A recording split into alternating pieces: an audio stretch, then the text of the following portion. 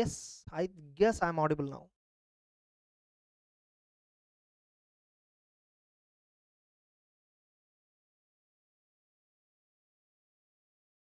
So perfect, guys. So let's proceed discussing MTPs and RTPs questions. There are top 20. I told you approximately 20 questions are there which are fantastic, where many provisions were covered which we generally don't discuss, which we generally do not pay attention. So we will solve that. First I will start with RTP, because in RTP also this time I just briefly gone through the questions. The questions were very good in RTP also. Generally I don't like RTPs much because RTP questions are easy sometimes, especially in taxation. For other subjects it might be tough, but in tax RTP questions are straight pick from study material. But this time in RTP they gave some different questions which I felt really good. Okay, now then immediately we'll go to MTP1, MTP2, and even in MTP1 and MTP2 also the questions were really good. So let's without any delay start solving. Now case scenario. Many students know they have a habit of directly looking at first two questions, and then they will be going and reading the case study. It's waste of time. Anyhow you have to read full case study. I'm telling you, based on my experience of reading hundreds of case studies, I'm telling there is no point for you to read a first question and then it's actually waste of time. Instead of that, you directly read the case study, you will understand what are all possibilities for there, and when you read the question you can easily recollect the answer. Time saving can be done. And one more thing, first, I always recommend you to answer with MCQs. In practical papers, of course, that is your choice. In practical papers, there are two approaches. One, you can start directly with the descriptive and then MCQ. No. Yes. I already told. For practical paper, since 15 minutes reading time, MCQ paper will not be open, right? So better when you're starting the exam, first read total income problem in income tax. Solve entire total income problem within that 15 minutes reading time. Then the moment bell ranks, within 15 minutes, whatever is there in your mind, put it on the paper. So the first thing that you should attempt in exam is first descriptive paper you should attempt. Okay, that total income problem you should solve. Within the 15 minutes reading time, construct the entire answer of total income, 15 marks total income. Yesterday I did a live. How to solve a total income problem, I did a live. Now practically we are going to solve few questions on total income, MCQs, everything. That's it. Now let's without any delay look at. So this is RTP September 25 case scenario. Manish is a real estate developer. Okay, his main business is construction, development and sale of residential properties. So he's a real estate developer, constructing and selling.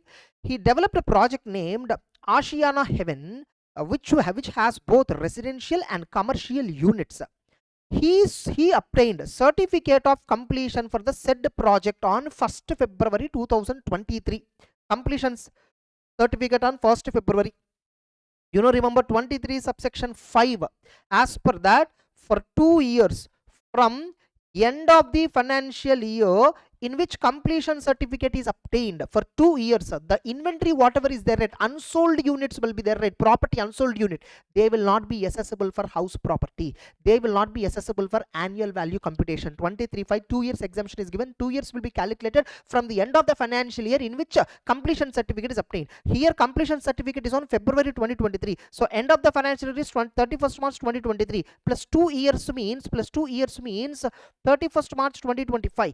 Right now for our exam 24-25 previous year. So in 24-25 typically this way, if this house is they will not be liable for house property taxation unless they are rented. See, the condition of 2 years exemption is when you are not letting out them. Suppose if at all the real estate dealer is letting them, this exemption will not be available. Now he sold majority of the units. However, 15 residential units and 10 commercial units were not sold yet. So 15 residential units were not sold, 10 commercial. So they are unsold inventory. Technically 2 years no taxation. However, and of course they are held as stock in trade. To earn some income from these units, he rented. Oh, 2 years exemption is not there. He rented. He is renting it now.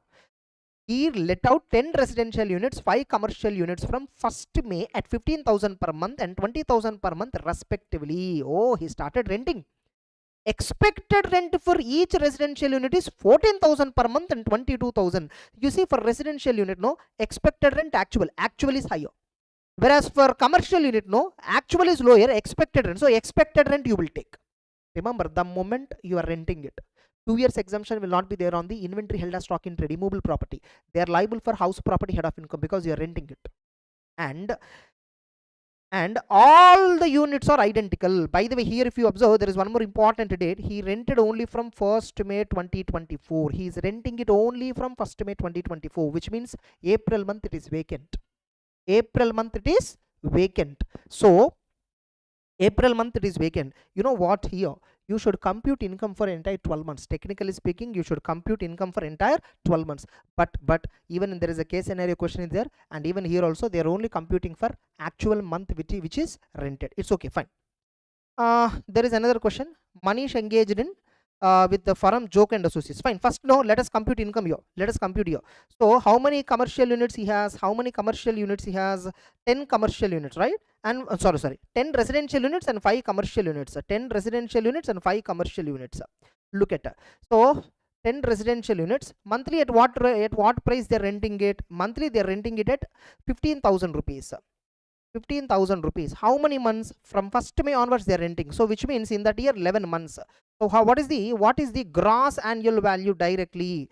So 15,000 into 10 into 11,000, is equal to, just a minute, 10 into 15,000 into 11 months is equal to 16 lakh 50,000 is the gross annual value, minus municipal taxes paid information not given. So therefore net annual value is equal to 16 lakh 50,000 minus standard deduction 30%. So balance income is what? After minus 13, 11 lakh 55,000 is the residential property related house property income. Residential. Then commercial properties. How many commercial properties he has? 5 commercial properties, but expected rent is higher. So actual or expected rent, whichever is higher, expected rent you should take. So 5 commercial properties multiplied by expected rent 22,000 multiplied by 11 months. Therefore gross annual value 22,000 into 5 into 11 is equal to 12 lakh 10,000.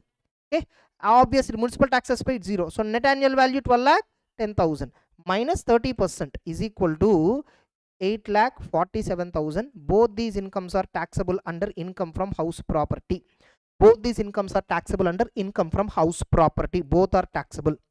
But here is the twist.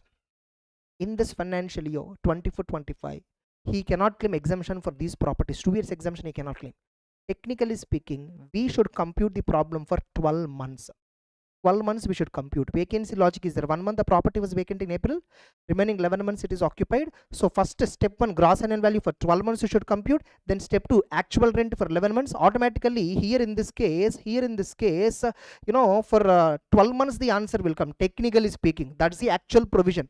But in the RTP, they have not considered April month related per one. So this answer only they considered, which is actually wrong. That's not correct what they gave. Okay, fine. In exam also, just consider actual rent only. Whenever a real estate developer is renting immovable properties, consider immovable properties which are actually stock in trade. Consider only actual renting period as assessable income. But when you're considering renting period, expected rent, if it is higher than actual rent, then take expected rent. That we already know. Correct? Next. So next, still we are having, still there is so much of question. Manish is Manish is engaged with a firm Joke and Associates as a sleeping partner. Oh, he's a sleeping partner, which means he is not a working partner. Any remuneration he is getting from the firm, nothing is taxable because he's a sleeping partner. So for the firm, no deduction for remuneration paid to him. The firm has 3 partners. His capital in the firm 10 lakhs. So he has a capital 10 lakhs. Each partner received 15% interest on capital from the firm, and each partner is also getting remuneration of 30,000 per month from the firm. Interest and remuneration are authorized by deed. Book profit of the firm 9 lakh 50. Okay, but he's a sleeping partner, yeah. So whatever remuneration he is getting, firm will not get deduction. Since firm did not get deduction, for him also nothing is taxable. But he is receiving interest. How much interest he is receiving? 15% per annum he is receiving. But firm can get deduction for how much? 12% only. So automatically how much is taxable in the hands of the partner? 12% only taxable. 28 subsection 5 PGBP charging section. Any income received by the partner from the partnership firm is taxable in the hands of the partner to the extent deduction given to the firm. How much reduction firm got for payment made to you? That much only for you it is taxable. So here this partner, this fellow is getting 10 lakhs multiplied by 15% interest. He is getting 1 lakh 50. He received 1 lakh 50. But the point is the firm can claim deduction only 1 lakh 20. So for firm 1 lakh 20 expenditure means for partner also income is how much? 1,20,000. So for Manish, how much is taxable? 1,20,000 is only taxable. It is not more than that. Some students know, they think, sir, 1,50,000 received, no, firm got deduction 120, no, so for him 30,000 is taxable. Array, that's not correct. How much deduction for the firm? 1,20,000. Same only taxable for you. For them, deduction means expenditure. For the firm, how much expenditure they showed in income tax? 1,20,000. So for you, automatically income is 1,20,000. 28 subsection 5. Next, he has taken 4 insurance policies. He has taken 4 insurance policies. The details of these policies are here under. 4 insurance policies, multiple insurance policies were taken. Other sources related provision, 1010D exemption, that link. 1/4/2001, 1/4/2023, 24/24. Oh, hey, for all these 3.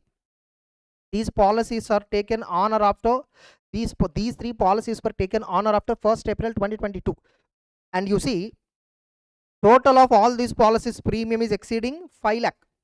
The premium paid for all these policies are exceeding 5 lakh. And one more important one, this policy on or after 1st April 2023, right? Which means on or after 1st April 2012, nothing but, okay, 1,50,000 sum assured. How much is the sum assured? You know how much is the sum assured? 14 lakh. Oh, this B policy is not at all exempt. This B policy is not at all exempt. Just a minute. Yeah. So excluding GST, of course, we should consider excluding GST only. So not an issue. So here it is. Here you see 2 lakhs. Sum assured is 22, less than 10%. Okay. And here it is 3 lakhs. Sum assured is 31 lakh, which is also less than 10%. 10% logic, they both satisfied. Whereas B, no, 10% logic is not satisfied. So B, insurance policy B is fully taxable, straight away taxable. So between C and D, 10% logic is satisfied. Automatically I can say it is straight away exempt. Straight away exempt.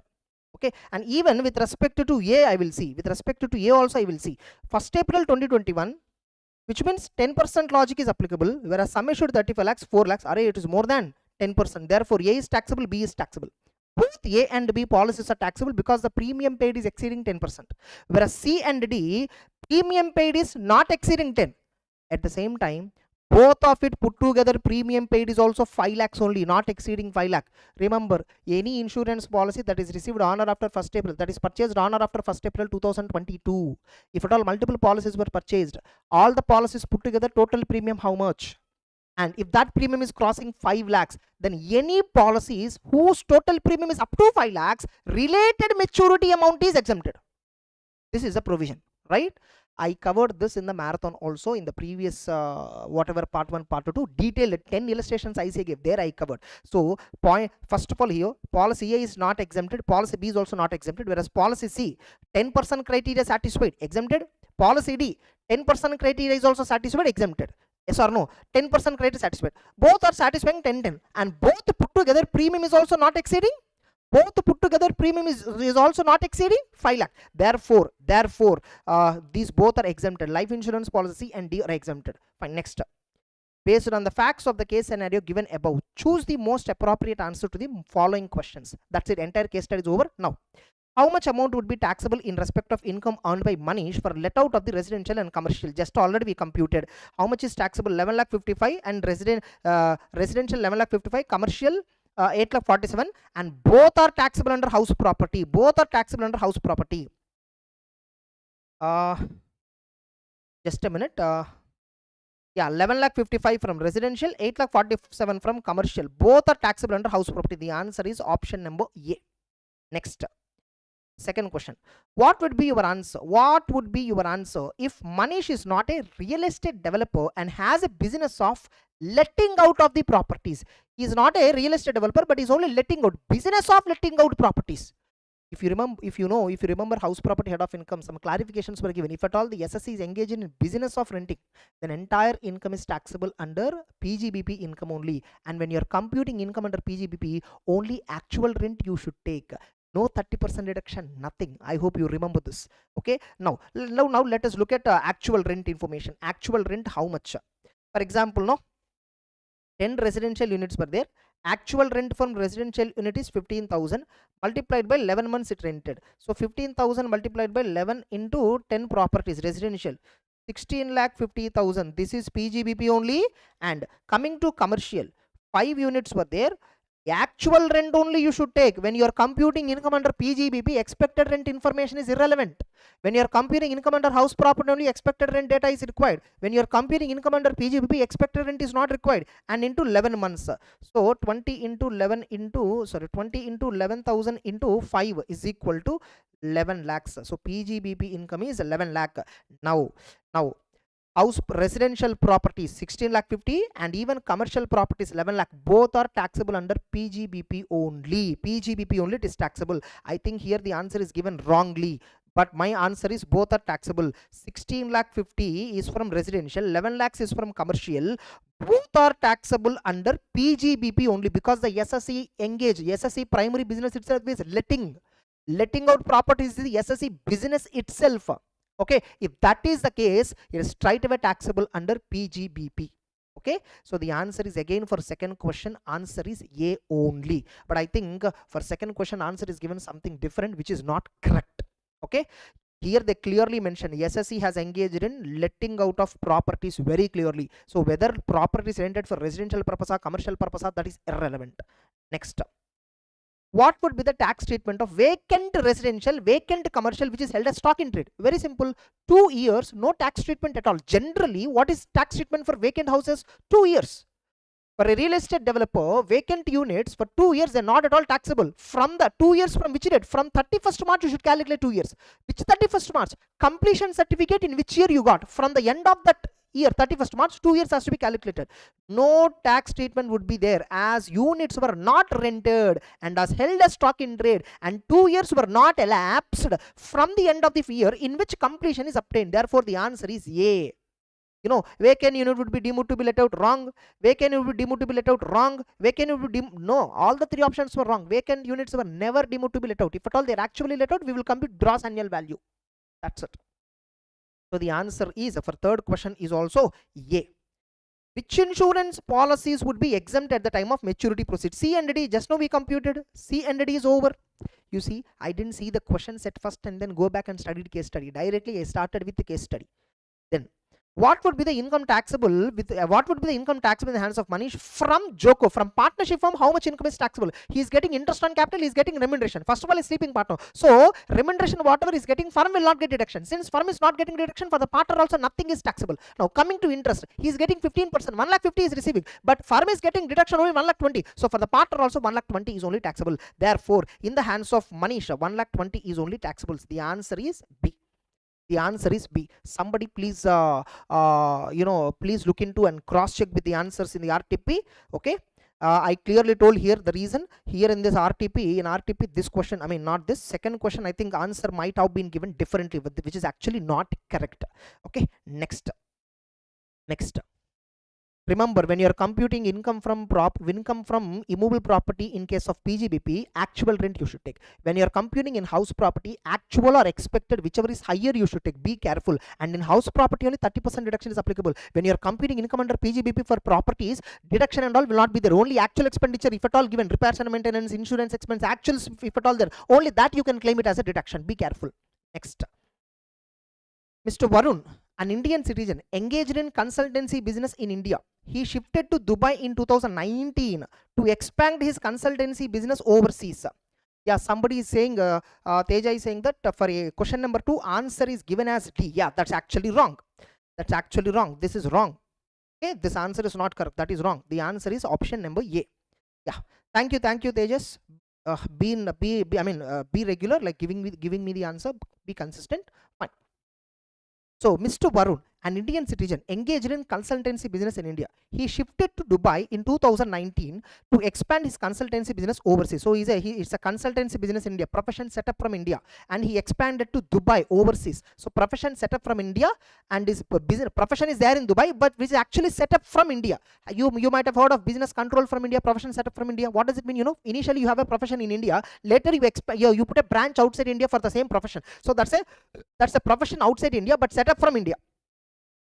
And he visits India every year to supervise his office in Delhi. Now you see, he shifted to Dubai. He left for employment purpose. An Indian citizen leaving India for employment purpose. Later he is only visiting. For him, basic condition to 60 days or more, 365 days or more logic will not apply because he left India for employment. My dear student, employment means not a job. Okay, in a company joining as an employee. No. Employment is different. Employee is different. Employment means what? I am engaging in either business or I may be going for company employee. I may be going there for employee or I may be going there for my business purpose. Whatever it is, I shifted outside India for some income earning opportunity. That is called employment definition in residential status. Okay, fine. So condition B to 60 days or more, 365 or more will not apply. And remember, he is visiting India later. When he is visiting India, we need to check special residential status point. 120 days or more stayed in India in the current year, check out. And if so, 15 lakhs Indian source income there or not, check out. If that is also the case, then he will be a resident but not ordinarily resident. Now let us look at, previous 2021, 95 days. 21-22, 105 days, all this. Oh, you see here, 24-25, in the current year he stayed only 100 days, which means less than 120 days. That is also not satisfied. So he stayed in current year less than 120 days. So 120 days logic also failed. So he is not a special resident also. Then we will check deemed resident status, because no, he is there in Dubai, right? He is there in Dubai. Yes or no? He settled in Dubai. Dubai is a tax-free country. So let us see deemed resident logic. What is deemed resident logic? An Indian citizen. Deemed resident logic is applicable only for Indian citizens. An Indian citizen drawing income from Indian sources, excluding foreign sources, more than 15 lakh. Then and he is not liable for tax in the respective country. He is not liable for tax in the respective country automatically. So he is not liable for tax in respective country automatically. In India he is treated as deemed resident. Now for that, in order to apply deemed resident logic, first we should consider how much is his Indian income. Now let us look at, now income excluding foreign sources. If you see the definition, what is income excluding foreign sources? Income accrue or deemed to accrue or arise in India, that is Indian source. Income accrue or deemed to accrue outside India, that is foreign source. Profession, business is outside India, profession is outside India, but controlled from India, set up from India, is deemed to be Indian income for the purpose of 15 lakhs limit. Yes or no? Now look at the first, income from consultancy business in India, source is in India. Income from consultancy business in Dubai, sir, profession outside, sir, but it is set up from India. And if it is set up from India, for the definition, for the purpose of 15 lakhs computation, we will take this 4 lakhs into account.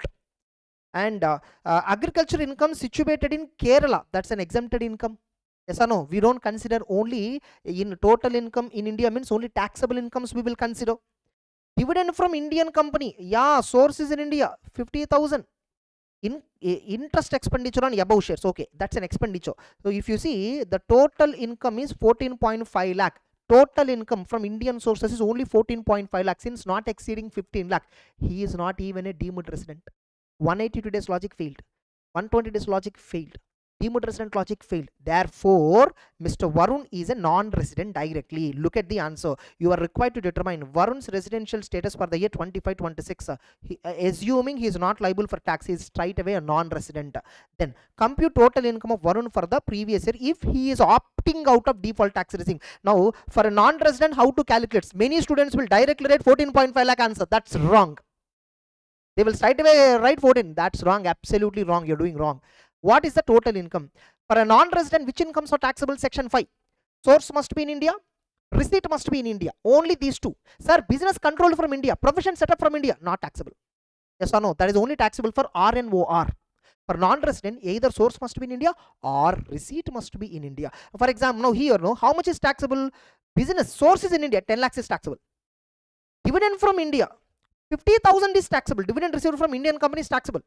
Interest expenditure on above investment 15. When you are taxing, from dividend 15,000 worth of expenditure is spent by him. Yes or no? 15,000 worth of expenditure. Wait, one second, I'll calculate.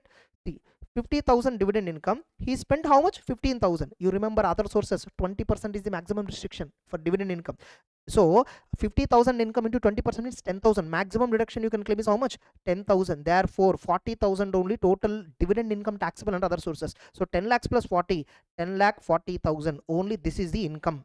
Only this much is income. And by the way, agriculture income is exempted here. Okay, because it's in Kerala. So compute the total income. The answer is 10 lakh 40,000. Plus somebody please check and confirm this answer whether it's right or not.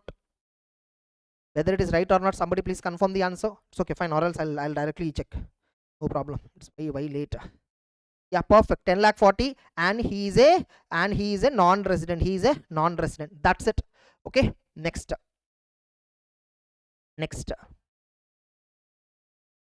That seventh question, you see how quick I'm solving it. Only because if you have tremendous command, on the provisions, you can quickly solve the questions. Okay, next. Seventh question, I think it's a capital gains question. It's okay, we'll do it. We'll do it. Next. I hope every one of you are comfortable. Just kindly comment. You're all okay with the speed. I hope every logic I'm telling you, behind every adjustment logic I'm telling you, I hope this explanation is sufficient for you. Okay, fine. Just give me a comment, so I'll be happy. Next. Mr. Aryan, a resident individual is working in Nischay Limited and earning a salary of 90,000 per month during the 24-25. Okay, he is holding 20,000. He is holding 20,000 equity shares of Alpha Limited, an Indian listed company. Listed company shares, which are purchased on 1st January 2016. Oh my God. Before 1st February 2018, the shares were purchased. Even in the, God for that revision I told, even in the previous revisions I told, every time shares, listed shares purchased before 1st February, cost of acquisition higher of 1 and 2. Again, second one lower of 2 items. Between these two, higher. Don't worry, I'll cover. Okay, so 1st January, okay, 20,000. He is holding 20,000 shares which are purchased by him in 2016 at 200 per share. Okay, these shares were acquired through recognized stock exchange, and STT was paid at the time of acquisition, even at the time of sale also. Okay, fine. In August 2024, Aryan transferred a plot. Remember, what he sold is land in Chandigarh for 70 lakh, which was acquired by him in May 2016. May 2016 for 22. Remember, date of transfer is August 2024. Land was sold August 2024. After 23rd July, indexation facility will not be there at the time of computation of capital gain.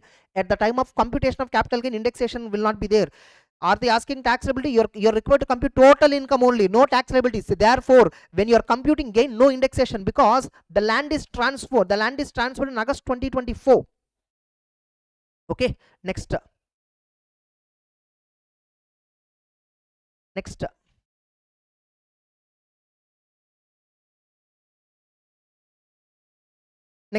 Now you see, he paid brokerage of 1%. That's okay.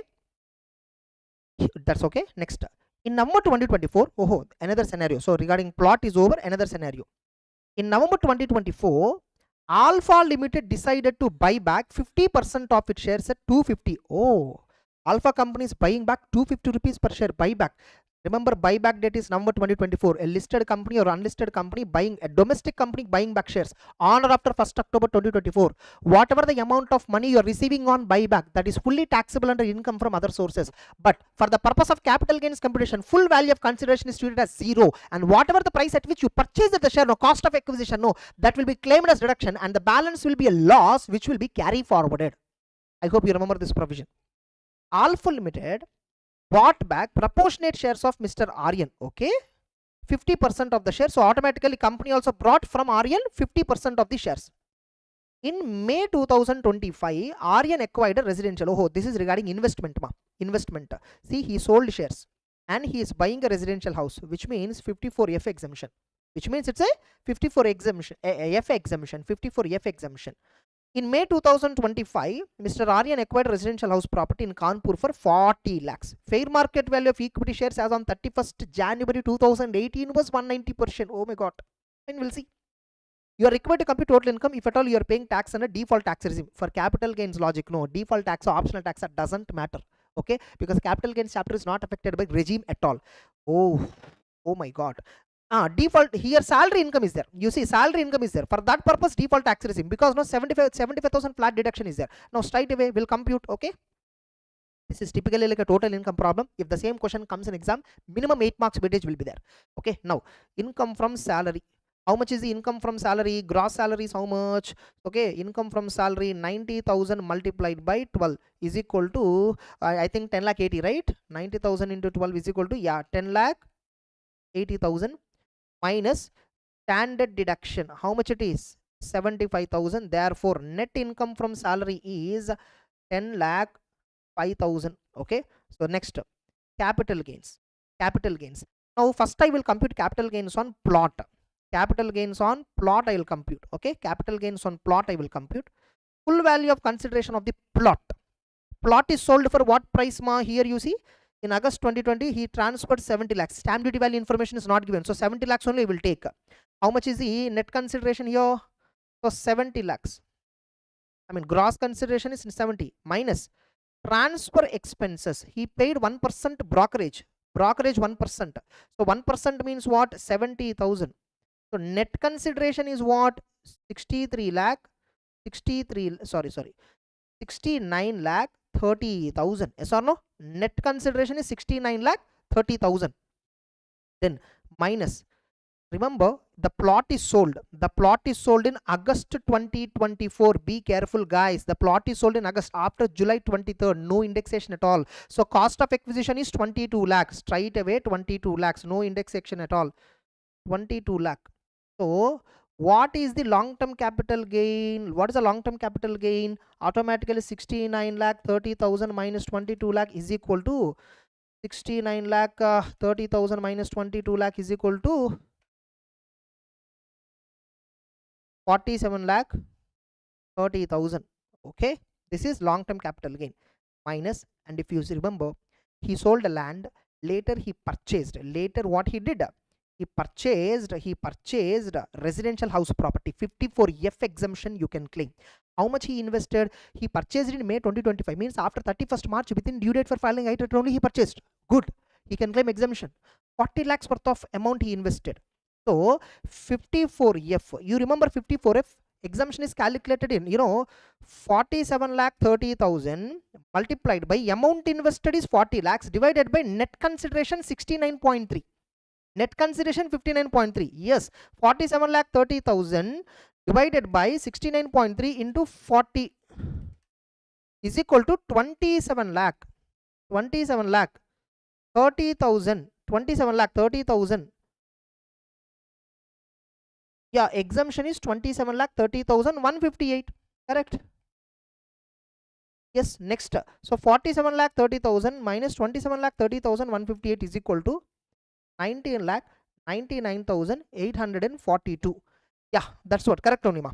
So this is the balance long-term capital gain taxable. Remember, this is a long-term capital gain because the plot is purchased by him in 2016 and sold it in 2024. More than 24 months holding period. It's a long-term capital gain. So anyhow, if in the question tax computation they didn't give. If at all tax computation is given, I'm telling you alternative question. Okay, if at all tax computation is also they're asking. At the time of tax computation, you should once again calculate with indexation long-term capital gain and compute 20% tax rate. On this compute 12.5%, whichever is lower tax, that tax you will take, because SS is an individual, purchaser is immovable property before 23rd July, selling it after 23rd July. Originally at the time of computation, no indexation, but at the time of tax liability computation, indexation option you should check. I already told in revision. Next, so this is the capital gain, that too with respect to plot. This is only with respect to plot ma. Now he also sold shares. Remember, he also sold shares. He did not sold company buyback. When a company buying back shares on or after 1st October 2024, if a company buying back shares on or after 1st October 2024, entire amount received on buyback is other sources income. So for the purpose of capital gains, full value of consideration is 0. For the purpose of capital gains, full value of consideration is 0 minus cost of acquisition. Now look at, when the company has buyback after 1st October, so date of transfer is 1st November. And remember, there's a 112A asset. 112A asset, no, when you're computing capital gain, no indexation facility and all. So directly 0 minus cost of acquisition. By the way, how many shares? 20,000 shares he has. Company bought back only 50%, which means 10,000 shares only. How many? 10,000 shares multiplied by cost of acquisition. Now what is this cost of acquisition? Listed shares, equity oriented funds and business trust. If at all these shares were acquired before 1st February 2018. Yes, in this case, no, this fellow has acquired them in January 2016 at 200 per share. At that time and subsequently sold. What is the cost of acquisition? The provision says cost of acquisition will be higher of 1 and 2. 1, what is 1? Actual cost or market value on 1st April 2001. 2001 logic when it apply if that asset is purchased before 2001. In this case, no, 2001 logic will not apply because it is purchased in 2000 at 200 rupees. Second one.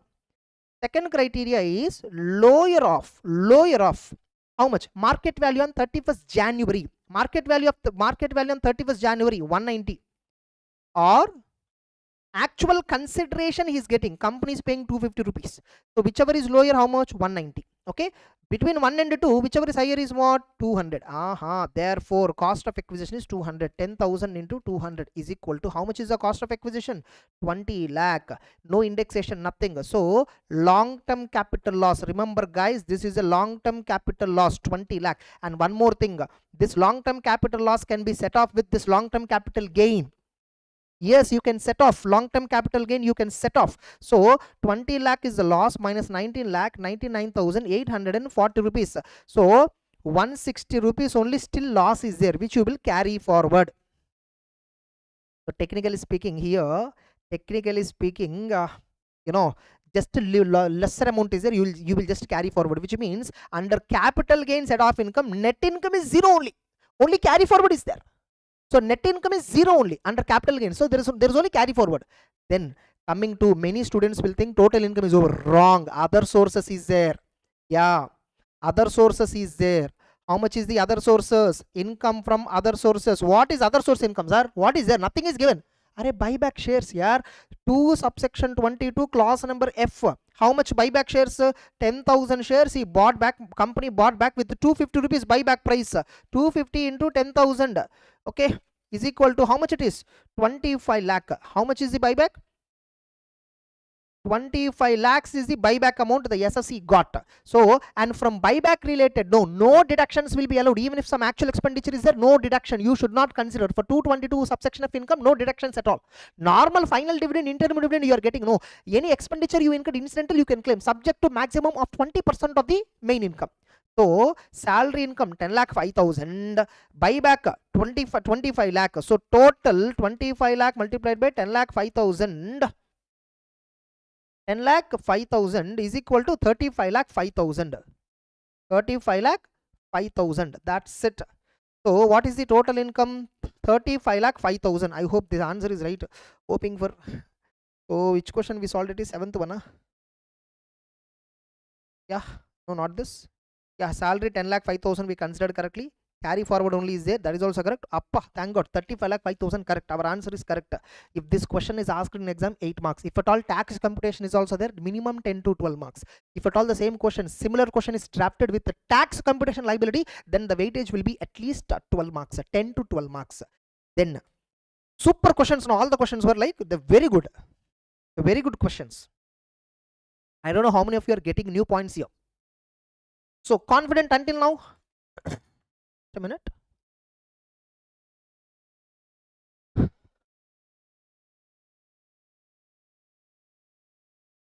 Those of you who are having lunch, while having lunch, watch the video on phone at least.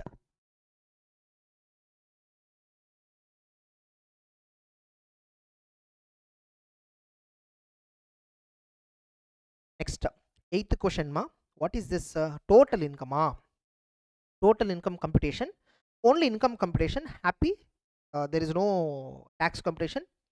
Assuming Sura's income is higher than spouse income. Okay, some clubbing provision would have been there before including minor income. Okay, fine. He is exercising option of shifting out. Oh, fine. So ultimate question visa. He is going for optional tax regime. So remember, careful. First, we understood that question number 8, optional tax regime, clubbing provision is involved here. Fine. Now let me read from the beginning. Okay.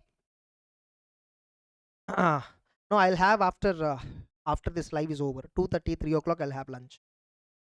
Mr. Suras, another 1.5 hour will finish this month. This as well as MTPs also will finish. Mr. Suras, aged 40 years, submits the following information for the financial year 31st March 2025. Okay. He is employed in a company and earned a salary income 10 lakh 50. They said computed income.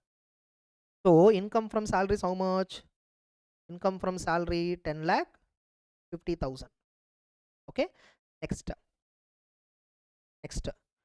he is engaged in speculation, oh, and also non-speculation. Profit from speculation 60 and a loss from non-speculation. Non-speculation loss, speculation profit you can set off. So net income is 20,000. So PGBP net income is how much it is? 20,000. Okay, next. He reported short-term capital gain of 80. If nothing is mentioned, it's a normal income, not 111A. 111A, if they specifically mention listed shares, equity-oriented funds, business trust, then only it's a 111A. If nothing is mentioned, it's a normal short-term capital gain, which is taxable at slab rates, normal rates. Okay. So short-term capital gain 8,000. He also received a winnings of 20. It's okay, fine. Short-term capital gain 80,000. Winnings, income from other sources, which is 20. Okay. Sometimes in exam, to confuse you, winnings related expenditure also they'll give you no deduction for expenses. Next. He has a brought forward long-term capital loss. Brought forward long-term capital loss. Long-term capital loss can be set up only with long-term capital gain. In the given case, there is only short-term capital gain. So it will be re-carry forwarded. Next, Mr. Suraj has 2 children. One married daughter Ria. Oh my God, minor married daughter is there. Okay, be careful. Aged 17 years and a son aged 16 years. Interest income of Ria is 1200 per annum and interest income of minor son is 2000 per annum. Okay, fine. He transferred a flat to Ria. Oh, he transferred a flat to Ria on 1st April 2024 on account of love and affection. This flat was let out from the date and generated rental income. If you remember 27 deemed owner, transfer of house property without adequate consideration to minor child. Transferor is deemed to be the owner. However, this logic do not apply if the transfer is made to minor married daughter. 27 will not apply if house property is transferred to minor married daughter. However, 64 clubbing will apply. 64 clubbing will apply. And when you are applying clubbing for Ria, no, so Ria is earning 2 incomes now. Ria is earning 2 incomes. One, interest income 1200 per annum she is getting, and then house property income also she is getting. So first we will compute. This flat was let out from the date and generated a rental income of 5,000 per month. Okay, so look at, just a minute. Yes, sir. So 5,000 per month. Remember 64 is applicable here. Be careful, 64 is applicable. Now first you compute house property income as per house property head. Then the net result will be clubbed directly. Correct? 64 clubbing will apply. Okay. We will not be treated as deemed owner directly. I am not the owner directly. Clubbing only we will apply. But when you are applying clubbing, first income as per respective head and then apply the clubbing provision. Okay. That's it. So 5,000 per month into 12. How much is 5,000 per month into 12? 60,000 minus 30%. Minus 30% is equal to how much it is? 42,000 is the house property income in the hands of Ria. The same will be clubbed in the hands of the father now. So look at. So clubbing provisions, clubbing provisions. Ria house property income is how much? 42,000. Whereas interest is also getting, she is getting interest also 1200. Total 42,000 plus 1200 is equal to 43,200. But when you are applying clubbing, no, 10 subsection 32, 1500 benefit is there, correct? So minus 1500 is equal to 41,700 is the net income that is subject to clubbing from Ria. From Ria, how much is subject to clubbing? 41,700. There is another minor children. Don't be hurry. Raj, who is having 2,000 per annum fixed deposit interest. So Raj, how much it is? 2,000. Again for Raj also you can claim 1500 exemption. So therefore 500 only subject to clubbing.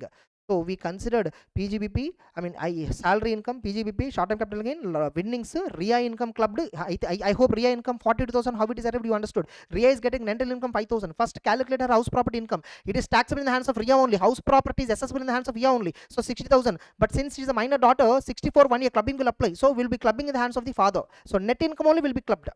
Next. Oh, then 80 deduction, all that points he gave. So first now let us compute gross total income here. First we'll compute gross total income here. So what is the gross total income? What is the gross total income? Just a minute. So what is the gross total income? Yeah. What is the gross total income? Look at this. 10,50,000 plus 20,000 plus 80,000 plus 20,000 plus 41,700 plus 500 is equal to 12,200. Okay. minus chapter 6 deduction. Remember here SS is choosing optional tax regime, so therefore chapter 6 and all will be as usual coming. Mr. Suraj paid medical premium 22,000 for financially to ensure his health, spouse, children. So category 1. In 80D, two categories: self, spouse, children, parents. Okay. Now here Suraj age is what? 40 years only. So which means for his category 25,000 limit applicable. For parents category 50,000 limit is applicable, because probably the parents would have been senior citizen. 50,000 limit is applicable. Additionally, he paid 33,000 to his mother. So now let me calculate 80D. Let me calculate 80D. Suraj 22,000 for himself he paid, 33,000 for mother. Remember, for this category 25k limit, for parents category 50. This is the maximum limit available. So first we will see actual deduction how much. If at all actual is more than maximum permitted amount, then we will restrict it. Next, who is not dependent? That doesn't, parents, no, dependency condition is not there. He is also incurred 20,000 as medical expenditure for father. Okay, age is 71 years. Who is not dependent and not covered? This is most important. Not covered in policy. If at all you are spending any money on a senior citizen who does not have a medical policy, then 30,000, then medical expenditure amount is eligible for deduction within the respective limit. Yes or no? So for father, how much he spent medical expenditure? 20,000 he spent. Okay, eligible. Then he contributed 6,000 during, his 6,000 to central government health scheme. So again he contributed 6,000 to central government. So both put together 28,000 came. Here both put together 53,000 came. But restriction to 50, restricted to 25. Therefore 75,000 is the 80D income. 80D deduction is 75 only. Next, only 80D asked. That's it. That's it. Is there any other standard deduction? 80D? Nothing is there. Therefore the answer is 12,12,100 minus 75,000 is equal to 11,37,200. That's it. Answer over. I hope the answer is correct. 11,37,200. So let me check once. 11,37,200. 11,70. Yeah, perfect. 11,37,200. So that's it. I hope you're able to understand clearly.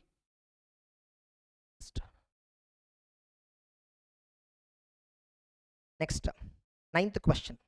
TDS application. Examine applicability and determine the amount of TDS as per income tax law. Fine. TDS related provisions they're asking. Nexus Tech Limited, a company engaged in business of manufacturing electronic goods, reported a turnover of 12 lakhs during the year. 12 crore. 12 crore. Business of manufacturing. 194Q. 194Q is applicable for a buyer. Whose turnover in the preceding financial year is exceeding 10 crore. During the year 24-25, the company made the following purchases from resident sellers. Okay. From vendor A, raw material worth 60 lakhs purchased. 25 lakhs is in April, 35 lakhs in July. In July, the total purchases value exceeds 50 lakhs. Now 194Q, if at all you are purchasing from any seller for more than 50 lakh, the excess amount 10 lakh. What is the excess amount? 60 lakhs beyond 60 minus 50 excess amount. This 10 lakhs is subject to TDS under section 194Q. At what rate? 1%. Yes or no? Then payment of 20 lakh was made in June, and remaining payment, that's okay. Vendor A has not furnished. Oh my god. Vendor not furnished PAN. Not furnishing PAN. 206 AA. Maximum rate of TDS is 20%. But in 194Q, maximum rate of TDS is 5%. Therefore, 10 lakhs into 5% is equal to 50,000 is the TDS that you need to deduct under 194Q. But remember, other seller is also liable for TCS under 206H, 206E subsection 1H. And we all know that if a buyer is liable for 194Q and seller is also liable for 206E 1H, if both are applicable on the same transaction, then TDS provisions will prevail. 194Q will apply. That's it. And another vendor is there again. From another vendor, trading goods worth 48 lakhs on installments. Total is 48 lakh only, less than 50. Remember, 50 lakh limit is there now 194Q. That is with respect to each payee. It is per payee. Vendor A 50 lakh limit separately. Vendor B 50 lakh limit. Vendor C 50 lakh. It is per payee, no. It's not per the payer. All the TDS limits are per payee only. All the sections, correct? So here, no TDS at all. No TDS at all. It is to be noted that the company made entry in the books of accounts on purchase date itself, and TCS provisions are not applicable on the vendors. Even if they are applicable on vendors, it doesn't matter. If 206E 1H and 194Q both are applicable, 194Q only will prevail. Then in Jan 2025, second question. Okay, first question answer is over 50,000 is a TDS. Mr. Sumit engaged in business having turnover 1.2 crore in the last year. Oh, last year 1.2 crore turnover is there. Enters into AMC contract with ABC. AMC means the moment you see AMC contract 194C. Okay, resident company for 5 lakh 40 plus GST. Generally, whenever we are applying TDS, whenever we are calculating TDS is calculated only on the consideration, not on the GST part. Mr. Sumit made payment in February. ABC has not provided PAN. Aha, they also did not provide PAN as per 194C. By the way, here the contractor is company. 2% TDS rate under 194C or 206A 20%, whichever is higher. 20% is applicable. So 5,40,000 into 20% is equal to 1,08,000 is the TDS. That's it. 1,08,000. So let's look at the answers. Let's look at the answers. Yeah, it is given here.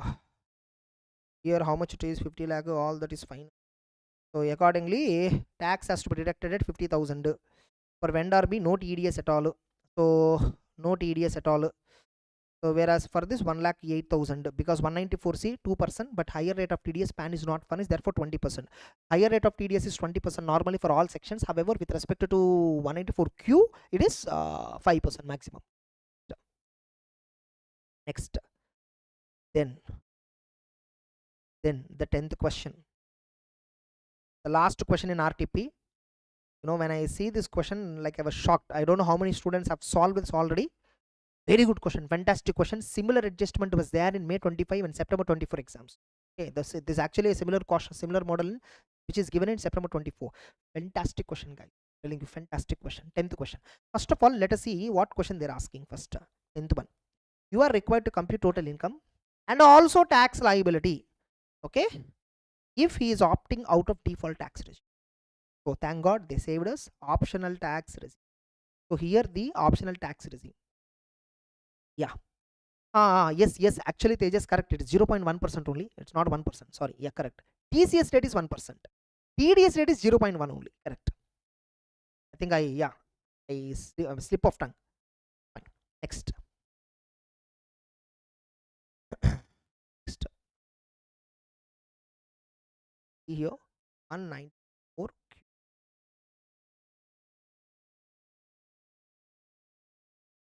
0.1%. Correct only. Next. Whereas TCS rate under 261H is 1%.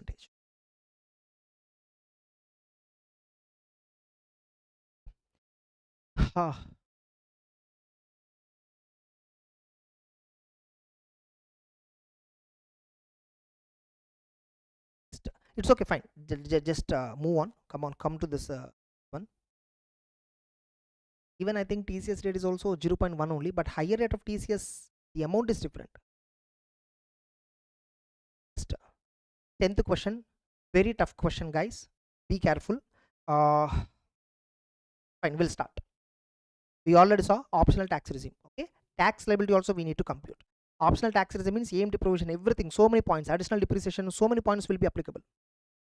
Look at Mr. Shobit, a resident individual aged 54 years, engaged in manufacturing of spare parts for cars. He follows mercantile system of accounting and regularly file his return of income. He's a regular filer.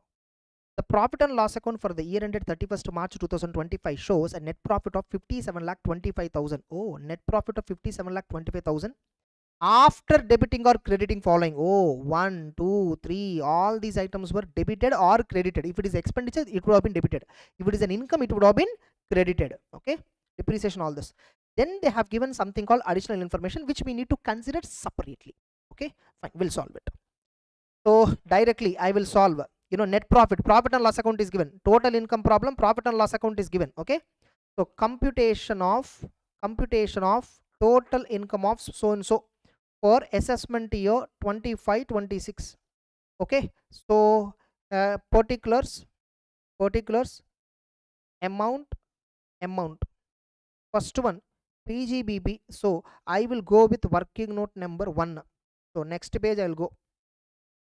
So computation of PGBP income. So profit as per P&L account. How much is the profit as per P&L account? How much is the profit as per P&L account? How much is the profit? 57,25,000. A minute.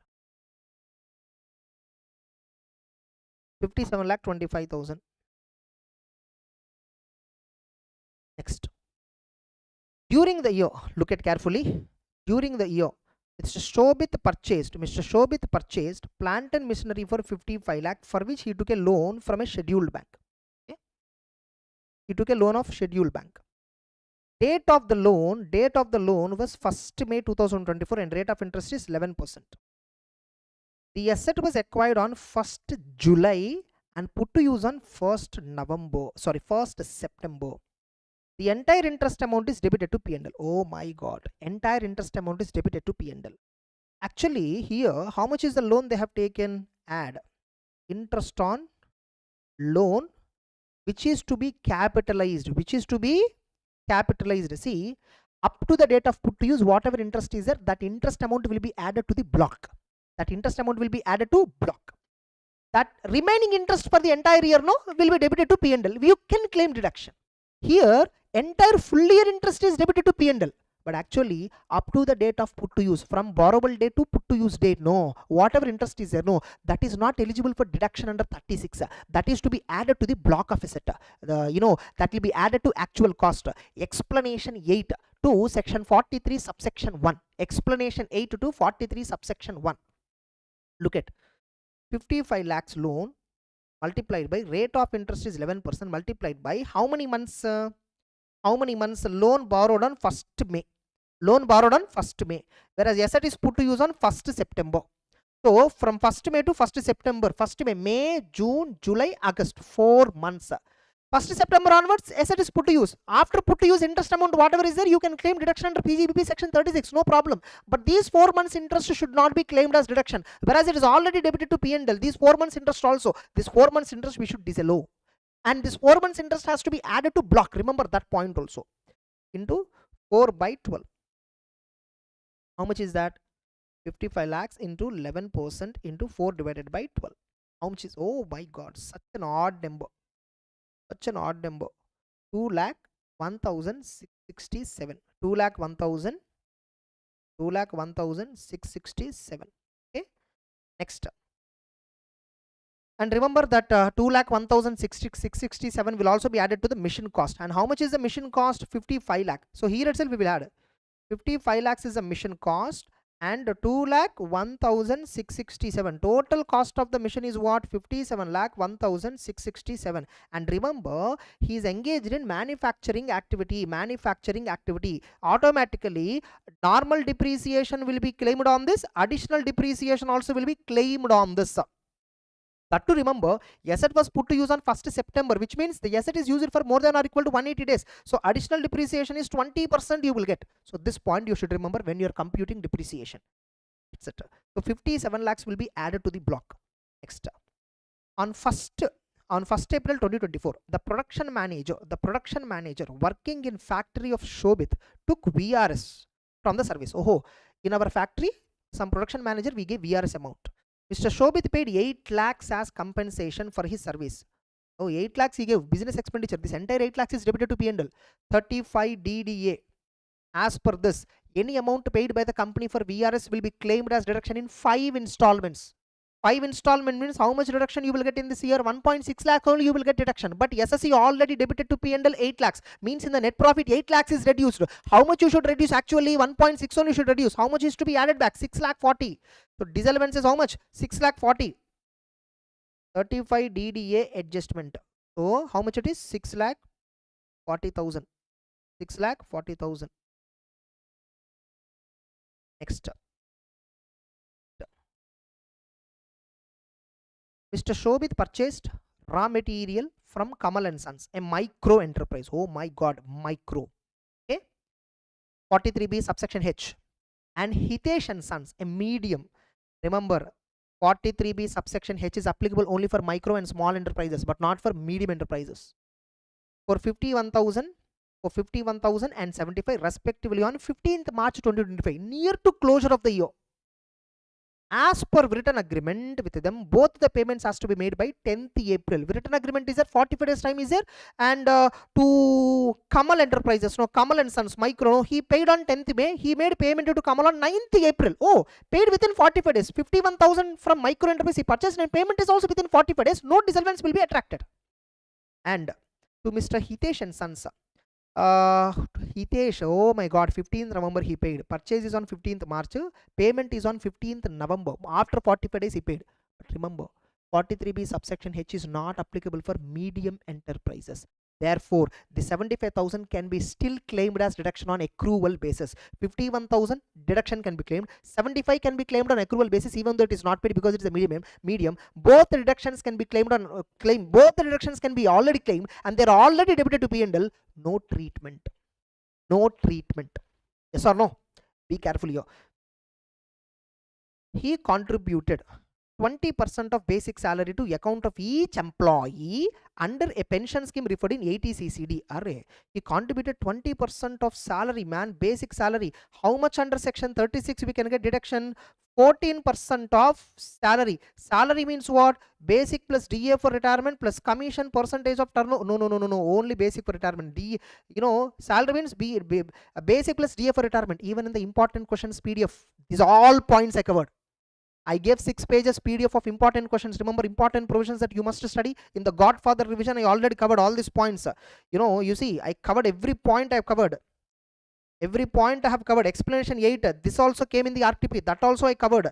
80 CCD contribution to pension. This point also I covered specifically in that revision. All the important points I covered. And see, you see, right now we solved all the RTP. Entire RTP we solved. Every adjustment is covered in the important question list. Even I'm challenging you, MTP1, MTP2 also, almost whatever we are going to see will come here. Okay, next. Now look at. So, he contributed 20% of basic salary to account of each employee under a pension scheme referred in 80 CCD, which is debited. Okay, fine. Employee, okay, fine. Basic salary of the employee is aggregated to 10 lakhs and DNS allowance is 40% of basics and forms part of retirement. Okay, fine. First to know, he debited 20% of basic salary fully. So how much he debited? First I will identify. So this is first one, this is second one, third one. Contribution to 80 CCD pension or for employees. How much he contributed? 20% of basic salary, 10 lakhs. So how much is contributed? 2 lakhs he contributed. But how much is eligible for deduction under PGBP? 14% of salary. Salary means what? Basic 10 lakhs. DA for retirement 40% is given here, which is forming part of retirement, 4 lakh. So total 14 lakhs is salary. 14% into 14 lakhs. 14 lakhs into 14% is equal to 1,96,000 only you can claim deduction. Yeah. But the SSE contributed 2 lakhs and claimed deduction for 2 lakhs. But he can claim deduction how much? Only 196. He debited entire 2 lakhs. He can only debit actually 196 only, but he debited 2 lakhs. So how much is the disallowance? 4,000 is the 4,000 is the disallowance. Next, 4,000 is the disallowance. Yeah, next.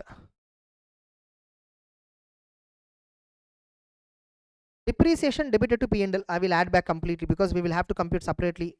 Depreciation as per books. As per books. How much is the depreciation as per books?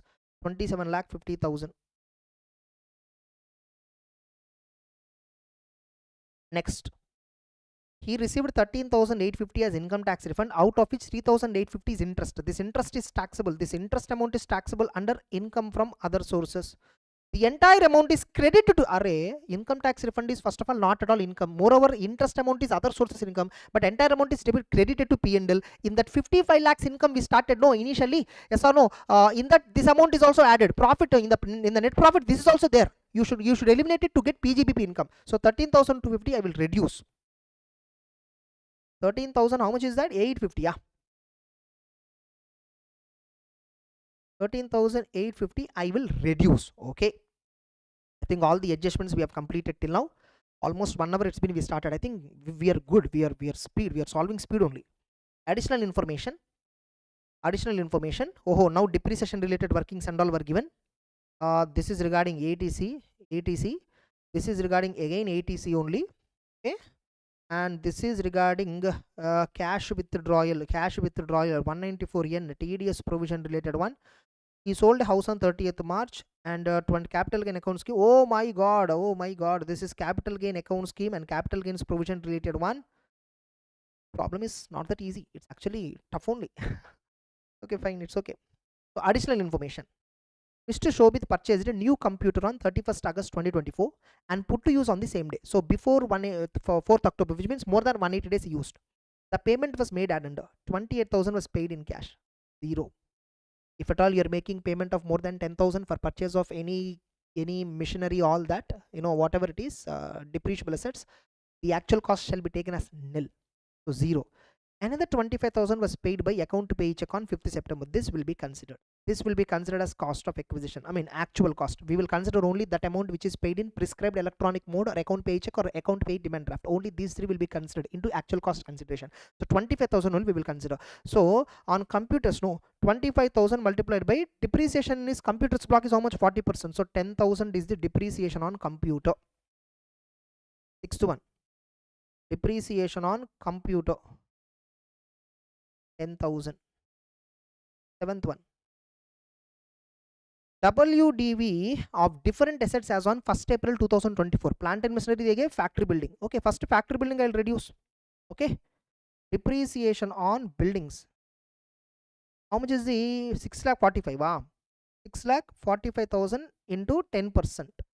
Therefore 64,500 depreciation, normal depreciation. Building man, it's a normal depreciation.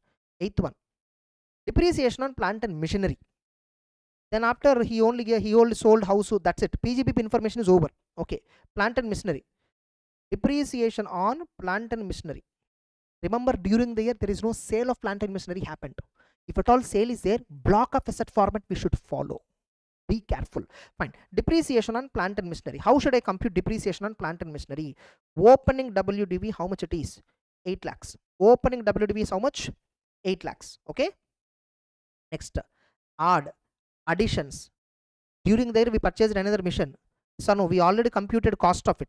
57 lakh 1,667. 57 lakh, and which is used from 1st September onwards. Be careful. Okay. 57 lakh 1,667. So gross block value how much? Gross block value how much? 65 lakh 1,667. Gross block value minus there is no sale. Sale of part of a block, nothing is there. Sale of part of a block, nothing is there. Then you have WDV for depreciation calculation. 65 lakh 1,667. Then 65 lakh 1,667 less than 180 days 0. So balancing figure is 65 lakh 1,667 multiplied by 15%. Normal depreciation. 65 lakh 1,667 into 15%. So normal depreciation is 9,75,250 normal depreciation. And remember, since this is a new plant and machinery, additional depreciation also you will get. Additional depreciation is how much? 57,1,667 into 20%, which is 11,40,333. Oh my god. So additional depreciation is 11,40,000. Normal depreciation is 9,75,000. 9,75,250. Additional depreciation is 11,40,333. Therefore closing block value after depreciation 65 lakh 1,667 minus 9,75,250 minus 11,40,333 is equal to, again, yeah, 43,86,084. So total depreciation how much on this block machinery? 9,75,250 plus 11,40,333 is equal to 21,15,583. This is the total depreciation on plant and machinery block which is liable for 15%. So depreciation on plant and machinery 21 lakh, okay, 15,583. That's it. So this is so 21 lakh 15,583 is the total depreciation on plant and machinery block. Is there any other PGBP adjustment that we need to do? Is there any other PGBP adjustment? That's it. I guess all PGBP adjustments we completed. Fine, let me freeze the PGBP income. Oh my god, so complicated, no? I think PGBP income is over. So 57,25,000 net profit, disallowance 2,01,667, 6,40,000 disallowance, 4,000 disallowance, then 27,50,000 depreciation as per books be disallowed, minus 13,850 income tax refund is to be reduced, minus 10,000 depreciation on computer, minus building related depreciation, minus plant and machinery 21,15,583 is equal to 71,16,734. This is the PGBP income. So let us come to this and then substitute here. 71,16,734 is the PGBP income. This is the PGBP income. Next, we have other sources income, no? How much is the income from other sources? Interest on IT refund 3,850. Yeah, just once again check it, no? Income of other sources 3,850. Yes, interest on other sources 3,850. Is there any other head of income that they gave information? I think from the beginning we saw there is no other income information which is given. Then they gave ATC and 194 and cash withdrawal. Capital gains. Capital gains information is there. Be careful. Read full question always before closing the answer. Always read full question. Mr. Shobit has sold a house on 30th March 2022. We are doing 24-25. He sold on 30th March 2022. That long back.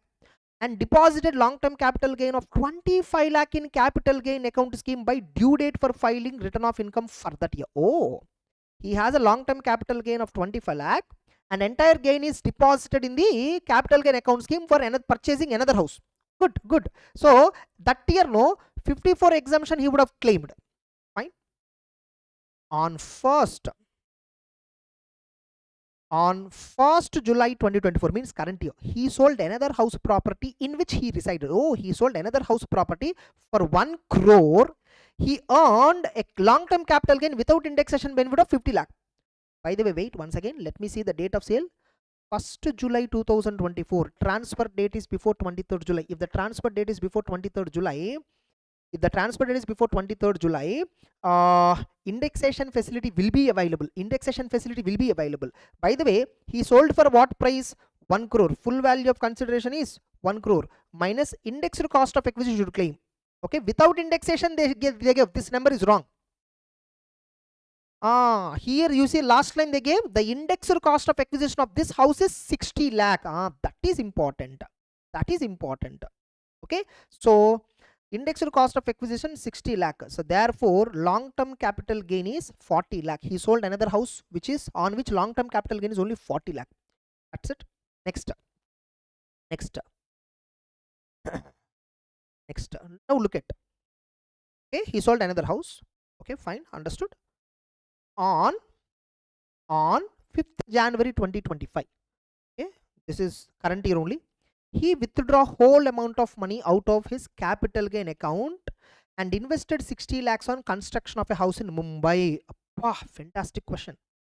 On 5th January 2025, if you see, he withdraw whole money out of capital gain. Complete money has been withdrawn from capital gain account scheme, which means originally in the 22-23 year, no, 21-22 year, 30th March 2022.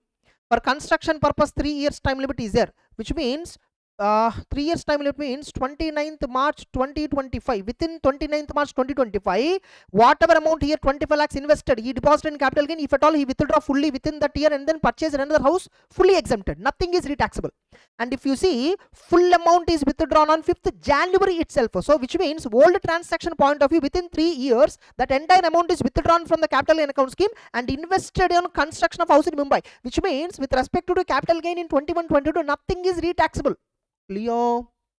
So out of 60 lakhs, some 25 lakhs is old money, which is fully exempt. Now for new house purpose, this year again he sold one house, right? Related to that, how much he invested? 35 lakhs only he invested. So you see here, related to current year house, only 35 lakhs minus 54 out of 60, no, 25 lakhs is related to old capital gain 21-22, which means new capital gain related investment is how much? Only 35 lakh. Therefore 5 lakhs is taxable. I hope you understood. Last time he sold residential house, invested in capital gain account scheme for residential house, and he spent it within 3 years fully, so nothing is taxable. This time he sold residential house and he deposited in capital gain account scheme and withdrawn and spent only 35 lakhs totally. 40 lakhs is a capital gain, 35 lakhs only he spent ultimately, and there is no other transaction, which means 5 lakhs is a long-term capital gain. So long-term capital gain is how much? 5 lakh. I hope you understood that. Once again repeat, once again listen to the past 5 minutes if at all you have a confusion. I think I considered. The construction of the house is completed on 23rd March. Most important, this date is most important, 23rd March, because no original transaction happened when 29th 30th March original capital gain he got, and 29th March 2025 is the time limit for construction. Here the construction got completed on 23rd March 2025. Therefore that capital gains is nothing is taxable. Suppose if at all here construction completion date is 31st March, entire 25 lakhs is taxable, whereas here 5 lakhs only taxable, because no here time limit is there 3 years fresh, so no problem. Be careful. Retaxation provisions we call it as. Fantastic question. Each and every adjustment in this question was a diamond. Like fantastic question this is. So that's it. Is there any other income that we have here in this problem? That's it, I think. So now I will go with gross total income computation. So 71 lakhs 16,734 plus 3,850 plus 5 lakhs is equal to 76 lakh 20,584 minus chapter 6A deductions. Remember, when you are calculating chapter 6 deduction, this 5 lakhs is not liable. Between these two only chapter 6A you will generally get. So be careful. Okay, be careful. The chapter 6A deduction, first ATC. He paid 50,000 as LIC premium on life of his father, who is dependent. The sum assured is 8 lakhs and the policy was taken on 1st April 2015. Life insurance premium ATC is only for self, spouse, children. Parents not covered. If at all you are taking for parents life insurance premium, no deduction at all. No deduction at all for parents life insurance policy. Okay. Medical insurance is only given for parents. For life insurance only for self and spouse. So see, this will not come. Then he also paid 45,000 as life insurance policy taken on life of his married daughter. Children you can take, no problem at all. And the policy was taken on 1st April 2017. On or after 1st April 2012, 10% of sum assured. Sum assured is 5 lakhs, 45,000 premium less than 10%. So no problem. Enter 45,000 you can claim. ATC 45,000 you can claim. Next, on 1st October he withdraw 1.5 crore in cash for 2 accounts. Okay, this is regarding TDS ma. We will come back to that later. Okay, first I will compute total income. So 76 lakh 20,584 minus 45,000 is equal to how much is the total income? 75 lakh 75,584. This is the total income of the SSC. I think, is there any other adjustment that we need to consider? Nothing. That's it. That's it. So first I will check the answer whether my total income computation is right or not. Let me check my answer first, because again tax computation is a very big challenge, no?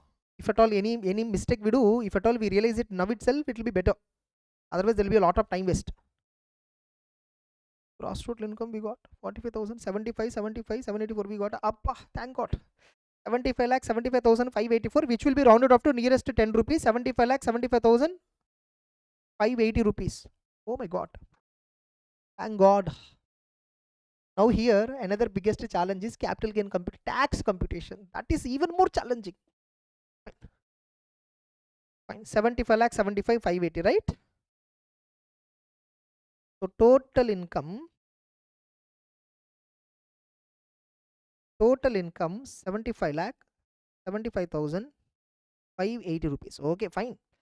Next, now what are they asking you? By the way, what is his age?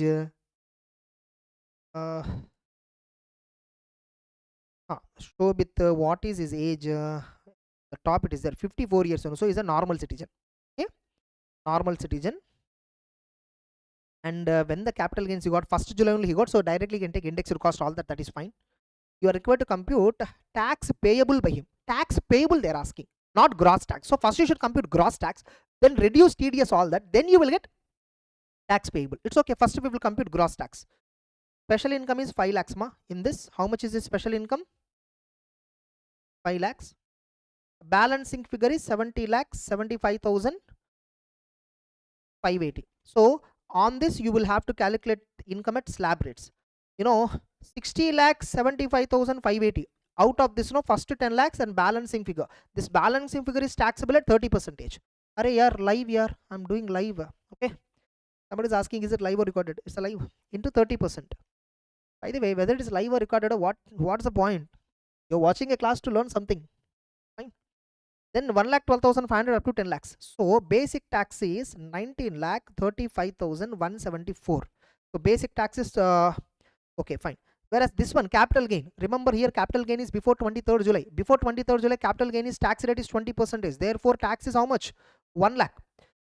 So therefore 20 lakh 35,174 is the basic tax. Basic tax is how much? 20 lakh. Remember here surcharge is applicable because total income including capital gains is exceeding. Total income including capital gain is exceeding 50 lakh. Therefore 10% surcharge rate is applicable. 20 lakh 35,174 plus 10%. At 10%. So therefore the answer will be subtotal 22 lakh 38,691. Okay, minus rebate relief, nothing is applicable. Directly education says 4%. So the gross tax liability, remember gross tax liability is different, tax payable is different. 23 lakh 28,239 minus TDS you reduce. How much TDS? You see, he withdrawn cash from banks, ma. How much he withdraw cash on 1st October? He withdraw 1.5 crore cash from 2 current accounts maintained by him with PNB Bank. There are no other withdrawals. Remember, in the beginning they gave one information. He is a regular filer. He regularly files return of income. If at all you are a regular filer of return of income and you are withdrawing cash for more than 1 crore, above 1 crore, 50 lakhs withdrawn, bank will deduct TDS at 2% on the 50 lakhs. So on the 50 lakh, how much TDS will be? The 2%, which means how much TDS would have been there? 1 lakh. So that's it. I hope you understood the TDS provision. 1 lakh. So balance tax will be final answer 22 lakh 28,239. This is the balance tax payable. That's it. Let me check once again whether that is correct or not. How lengthy this question is. So much time it took. Almost we started 20 minutes back, but still we able to finish within 15-20 minutes. This question comes for 15 marks. In exam you'll have a time for approximately 15 marks into 2 minutes. 30 minutes, 25 minutes is the time we have. We completed within 18 to 20 minutes only, hardly, with 100% accuracy. Perfect. 22 lakh 28,240. 22 lakh 28,240. That's it. We completed. RTP is over. Then we need to start MTP. Then we need to start MTP1, MTP2, all that. So RTP is fully over. Literally every question is a diamond. Like some challenging questions, right? I hope all of you are thoroughly understanding the problem solving approach where I'm reminding you the provision as well as the answer both. Never mug up. Sometimes this RTP, MTPs might have a wrong answer. You must always stand for your answer. Your answer means correct answer. Don't interpret from answer point of view. Interpret from provision point of view. Always. That's it. RTP is over. Now we'll begin MTP. Now we'll begin MTP. Okay. Shall we do one thing? Just we'll take some 10 to 15 minutes break. 10 minutes break. Not 10 minutes also. We will take. Yeah. I'll also go and have and come. Better I'll have and come. Okay. I don't know whether it's ready or not because in my home it's generally 2:30. Morning 11 o'clock only we had break. Fine. I'll do one thing. 10 minutes I will take break. We'll continue MTP1. After MTP1, if at all I require a break, we'll take another 10 minutes gap. Okay. So MTP1 we will take. So Navina is asking something regarding assumption. Assumption. I didn't understand. Make your doubt little more clear, ma. Then I will tell you that. Okay. So that's it. We'll take a small break. We'll resume at you know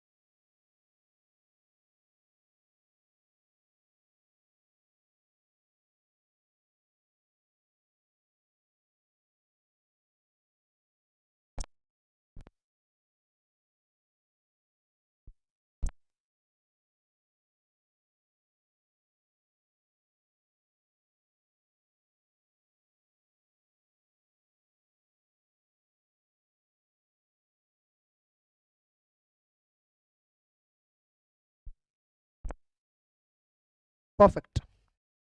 Perfect.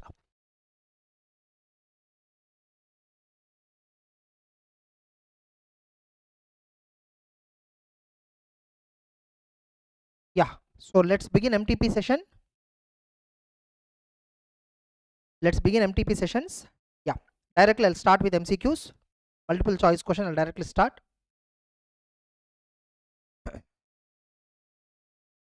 Mr. Suraj, aged 38 years, is working in Karim Private Limited as assistant manager finance. Okay. His yearly pay slip is as below. Oh, so pay slip, this is not P&L account. Okay, be careful. Earnings were given here, deductions were given here. Okay, fine. We'll come back to it later. The information will come back. His employer also contributes equal amount of contribution towards provident fund. Here you see employee is contributing to provident fund 1,14,132. Company is also contributing the same amount. Remember, company contribution is exempt up to 12% of salary. Salary means what? Basic plus DA for retirement plus commission percentage of turnover. Yes or no? This much is exempted. DA is forming part of retirement. So they gave that entire DA. DNS allowance is having rate. This is fully part of retirement. Next. He paid 55,000 towards medical premium for parents aged 65 years. But maximum deduction is how much? 50,000. So 80D answer we figured out. 50,000. He has 3 children studying in Sandalwood International School. The following are the components of the school fees paid to the student. Only tuition fees is eligible for deduction. Remaining no deduction at all. Books, infrastructure, computation, nothing, no deduction. That to tuition fee for 2 children only. Either children 1, children 2 or children 2, children 3. So higher amount is children 2. So 77,000 is the ATC deduction for tuition fee. Be careful.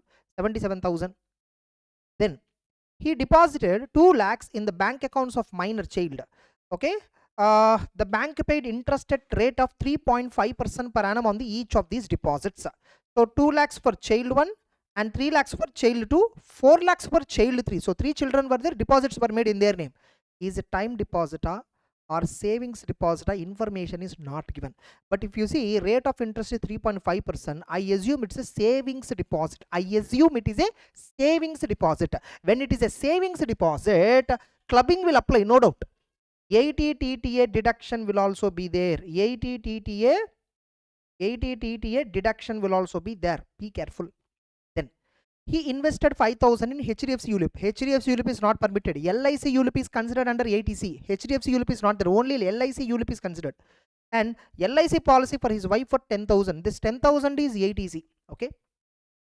He has invested 12,500 and 25,000 for NPS Tier 1 as well as Tier 2. If you see, Tier 2 account contribution is ATC, 25,000 is ATC, whereas NPS Tier 1, 12,500 is ATCCD. More precisely, subsection 1B I will call it as. First I will allocate to 1B because no, ATCCD 1B up to 50,000 is there. That is not considered in ATCCE overall limit. He also donated 50,000 to PM Care Fund. This is category 1 donation, ATG. Category 1 donation, PM Cares Fund. The Suraj invested 40,000 in listed equity shares of Tree Limited on 1st March 2020 at the rate of 200 per share. On 31st December, remember this is after 23rd July. Okay, that to listed equity shares sold after 23rd July. The company bought back his shares. Oh, it's a buyback, which means 300 per share. 300 multiplied by how many shares he bought back, ma? 40,000 rupees, 200 per share means approximately 200 shares he purchased. 40,000 divided by 200 is equal to 200 shares he bought. Now company purchased at buyback at 300 is equal to 60,000 rupees is deemed to be dividend under 2 subsection 22 clause number F. Dividend. For the purpose of capital gains, no, full value of consideration is 0. Cost of acquisition is 40,000. Yes or no? So that will be called as long-term capital loss. Okay. So 2020, more than 12 months buyback. So it's a long-term capital loss 40,000, which will be set off with another long-term capital gain, or it can be carry forwarded. That's it.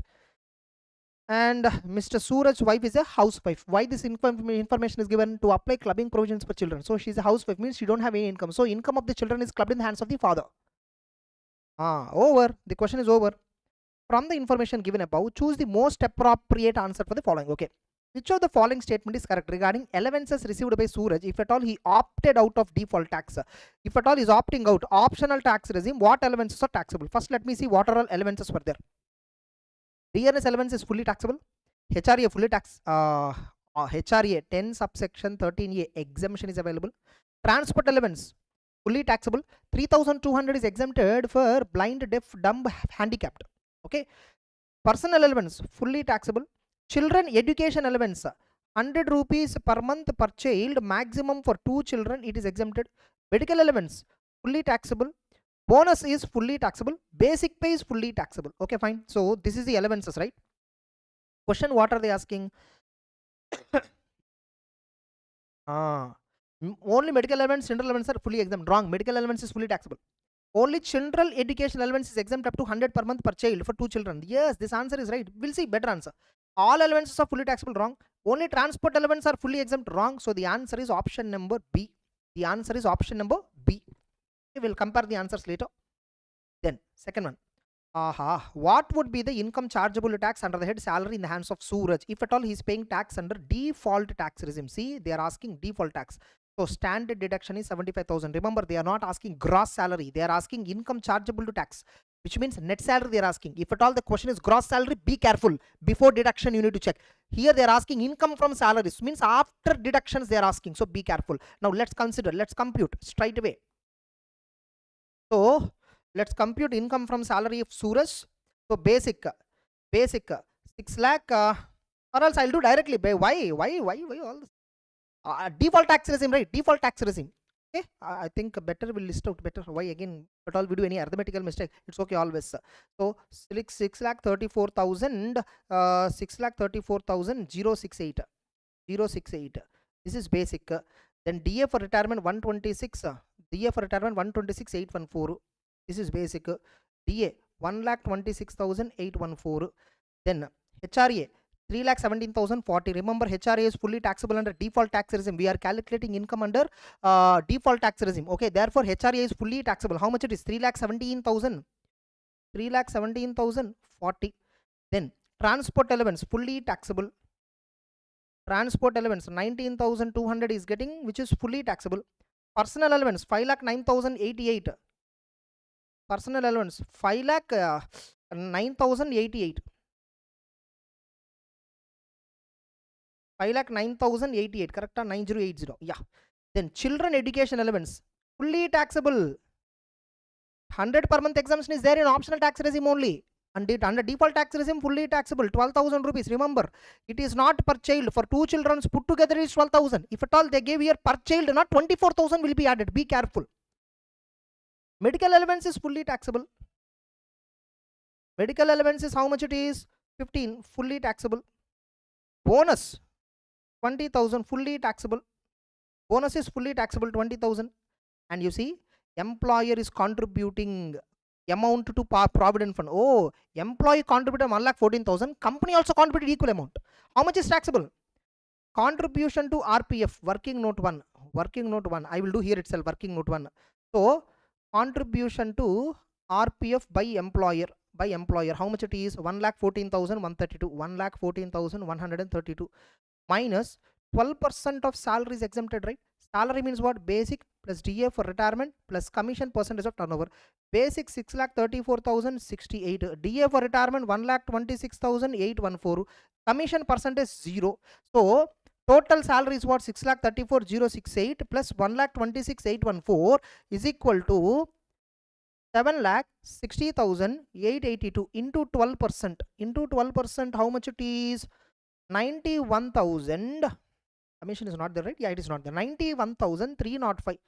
91,305 is exempt. So balance amount is how much is taxable? 1,14,132 minus 91,305 is, sorry, 1,14,132 minus 91,305 is equal to 22,827. Provident fund contribution is taxable. 22,827 is taxable RPF. Is there any other salary details that we missed out? That's it. I think everything, salary information completely considered. So now a profession tax paid. By the way, remember default tax regime, we will ignore this. Income tax, of course, irrelevant. That's it. So now gross salary. So what is gross salary?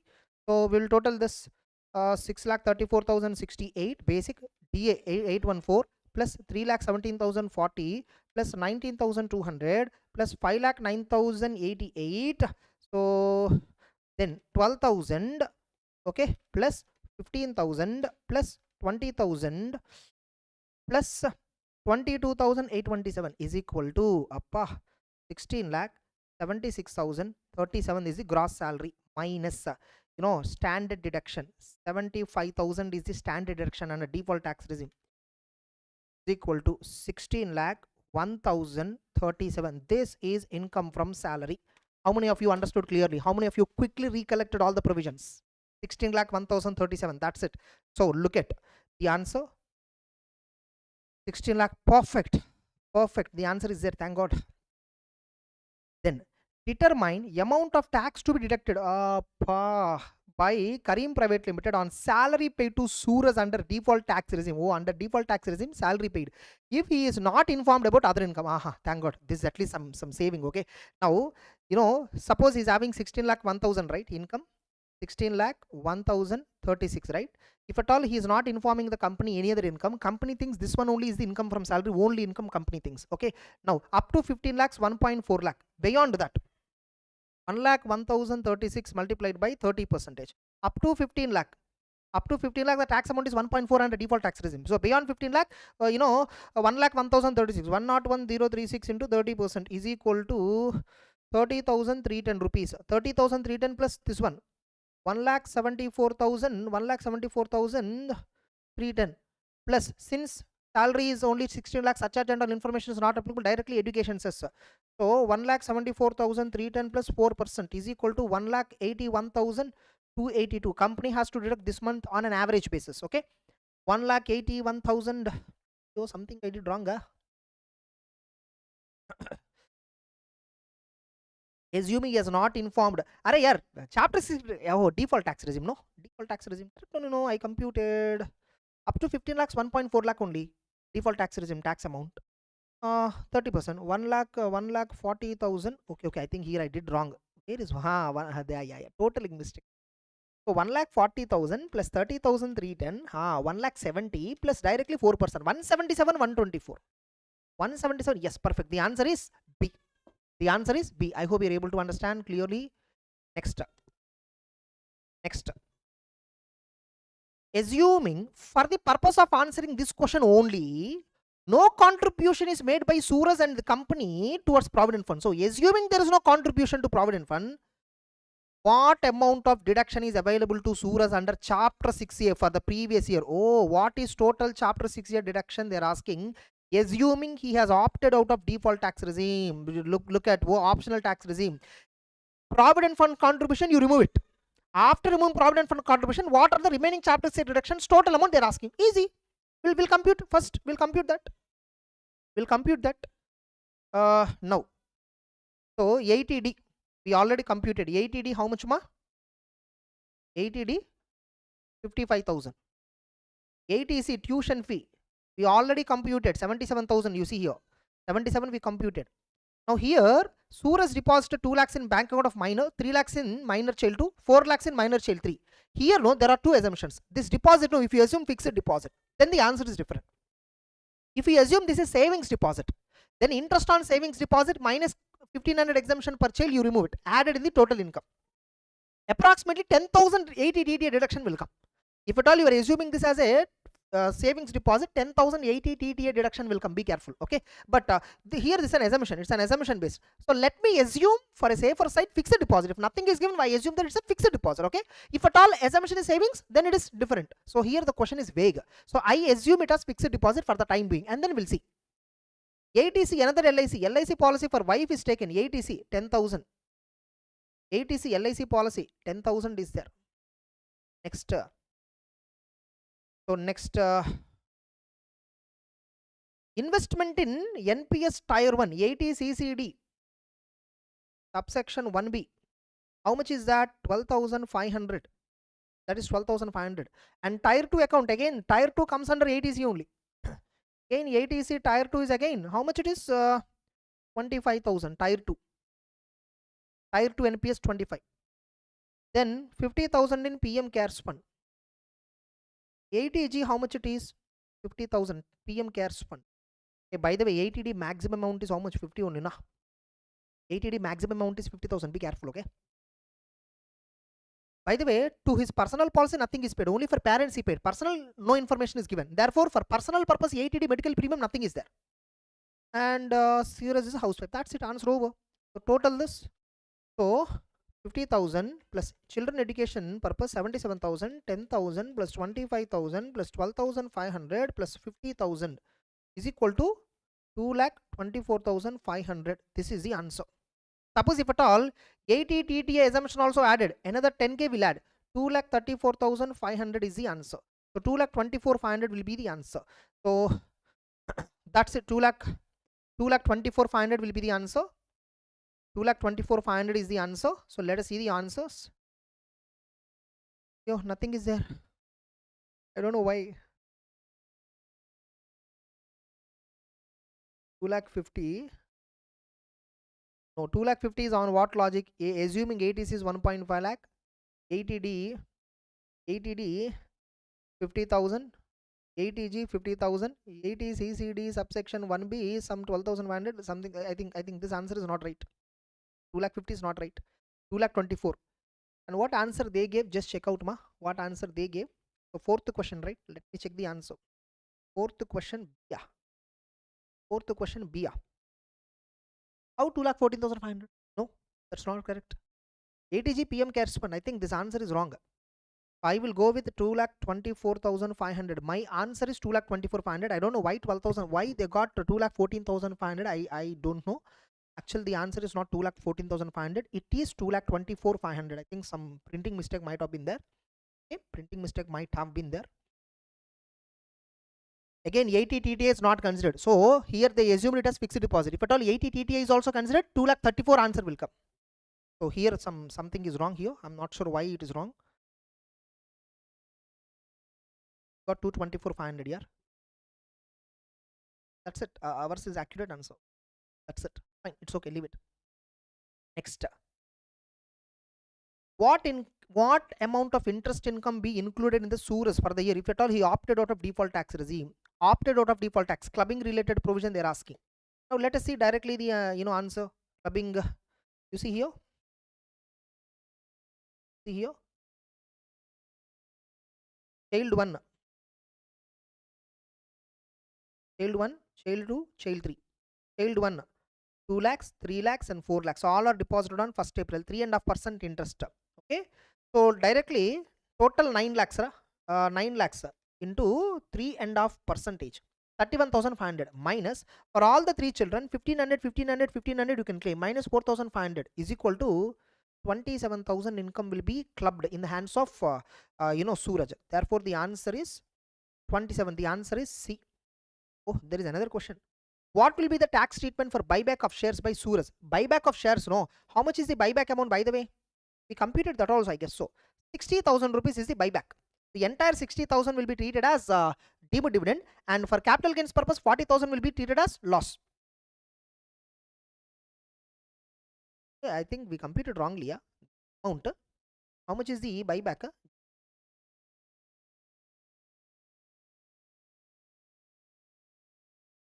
Oh, 100 shares only bought back. Sorry.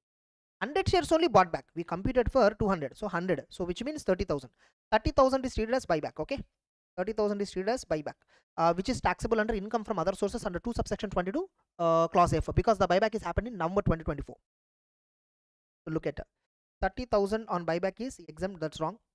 10,000 difference between no treatment is buyback. No, 30,000 is taxable as deemed dividend and 20,000 is long term capital loss. Perfect. So the answer is A. Yeah, perfect, ma. So the answer is A. That's it. So I think all the answers we computed. So we'll see once again. We'll cross verify with the answers. We'll cross verify. First question we got B.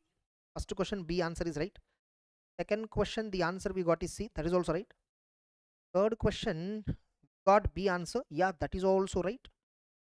The fourth question we got, actually here they're saying B answer. Actually none of the above. None of the above. So none of this is right technically. So the answer which is given by them is wrong. Okay. Then fifth question 27,000 C answer. Yes, perfect. Sixth question, yeah, that's it. Perfect. Next directly. Next we'll go to Mr. Raman, aged 64 years, was not able to provide satisfactory explanation to the assessing officer for investment of 7 lakhs, which is not recorded in books of account 68, 69 series. What shall be the tax payable by him? Unexplained income, unexplained investment, unexplained expenditure. In all these cases, tax rate will be straight away 60% plus surcharge, 25% plus 4%. Effective rate will be 78%. You see, 60 plus 25% plus 4%. You should not add absolutely. Some students know 60 plus 25, 85 plus 4, 89. No, it's a percentage. On 60, add 25%. On the revised amount, so okay, you see, on that 25, again on this 4, 78. So 7 lakhs multiplied by 78% is equal to 5,46,000. The answer is C. Next, which of the following statement is true regarding advance tax liability? Okay, regarding advance tax, 1 mark MCQ. Advance tax is payable only if the income exceeds basic exemption. Wrong. Advance tax liability arises only for those who have business or income. No. Ramesh and Sons, HUF, has to pay advance tax. If advance tax payable is 10,000 or more in a financial year, yes. Suresh opting for presumptive taxation under 44 ADA, advance tax is in 4. No. If a presumptive taxation, advance tax is only 1 installment, March month. So the answer is C. So the answer is C. That's it. Perfect. So the answer is C. Yeah, both are C. Perfect. Answer over. MTP1 MCQs are over. Then descriptive. You know, again I'm alerting you. Tomorrow when you're writing exam, 15 minutes reading time will be given to you for question paper. MCQ paper you can't open until 2 o'clock. Within this 15 minutes, no, directly first question is total income pakka. Within this 15 minutes, read the question thoroughly, slowly, build entire steps and build what is the process steps, everything. Rough work you do on question paper somewhere, okay? No problem. If invigilator is coming and saying don't write on question paper, then you erase it. Or better, don't write anything. Do mind calculation. Complete answer you do mind calculation with calculator, all that. The moment 2 o'clock rang, whatever total income problem you computed in mind, copy onto the paper. 15 minutes you will complete 15 marks question. Imagine the confidence that you will get. So that's why for practical papers, I always tell students to start with descriptive, not MCQ. MCQ last you write. 1 hour total, 1 hour time allocate for MCQ, 2 hours for descriptive purpose. Next. So first question is obviously this is obviously total income problem. First I will see how they are asking. You are required to compute tax liability of Subhash for assessment year 25-26 under both the regimes. First we will compute as per default tax regime, then we will arrive to optional tax regime, then we will arrive optional tax regime. That's it. Fine. So directly, no reading of question, directly we will solve it. So first it's a P&L account which is given. Net profit. Net profit, how much it is? Net profit. Sorry. 75,43,813. 75,43,813. Once again I'll say 75,43,815. Okay. Now, opening stock allowed, purchases allowed, direct expense allowed, freight inward allowed, salaries allowed, general expense allowed, rent and rates allowed, interest paid on GST, interest is compensatory nature, allowed. Income tax paid, this is income tax here. Income tax is not a allowable expenditure. 40A subsection 2. Okay, 3,45,000 disallowed. Income tax paid, 3,45,000 disallowed. Then interest paid to NBFC, yeah, okay, fine. Interest no allowed. Depreciation, depreciation, whether this is book depreciation or normal depreciation, we don't know. Whether any depreciation related information given, depreciation charged is as per income tax rules. Oh, however, it does not include depreciation newly machinery purchase. Okay, fine. Oh, it is allowed, no problem at all. What happened? However, it does not include depreciation on a newly machinery and put to use on 23rd September 2024 for manufacturing activity. The cost of the vehicle is 3,10,000. I think this is a vehicle purchase. This is a vehicle purchase. It does not include depreciation. So 3,10,000 multiplied by this, I'm considering 3,10,000 multiplied by September, more than 15, more than 180 days, 15%. So therefore 3,10,000 multiplied by 15% is equal to 46,500. Remember, this is as per IT Act. This is section 2 depreciation, so allowed. Further, some depreciation they did not claim it also. I will once again freshly reduce that. I will freshly reduce it because they didn't claim it. So 46,500 I'll reduce it minus depreciation on vehicle. How much is that? Depreciation 46,000. Okay, fine. That's it. Next. The turnover of Subhash for the year last year was 3 crore. Oh, last year turnover was 3 crore. Means TDS provisions 194A, 194C, 194H, 194I, 194J, 194 are applicable. And if you do not deduct TDS, okay, 30% disallowance will apply or 100% disallowance in case if the payment is made to non-resident. Closing stock was undervalued. Closing stock undervalued by 25. Array, in this P&L, no, closing stock, no, it's actually 26,25,000. They undervalued means 25,000 profit has to be increased. So, undervaluation of closing stock. We are computing here under default tax regime. So additional depreciation now we will not consider. Additional depreciation we'll consider later. Moreover, it's a vehicle. It's a vehicle, they said. Okay, vehicles are not eligible for additional depreciation. UB for closing stock 25,000. Next. Rates and tax includes 5,000 paid towards late filing of income tax return. Array, income tax return related anything is disallowed. Income tax, late filing, income tax expenditure, interest, everything is disallowed. Okay, 5,000 for late filing fee. Moreover, it's a penalty in nature. Okay. Late filing fees. How much is that? 5,000. 5,000 disallowed. Next. Even if it is interest on late payment of income tax, interest on late filing of return, that is also disallowed because income tax related everything is disallowed. GST related late payment interest, allowed. Penalty paid under GST law, disallowed. Penalties, offences, they are not allowed.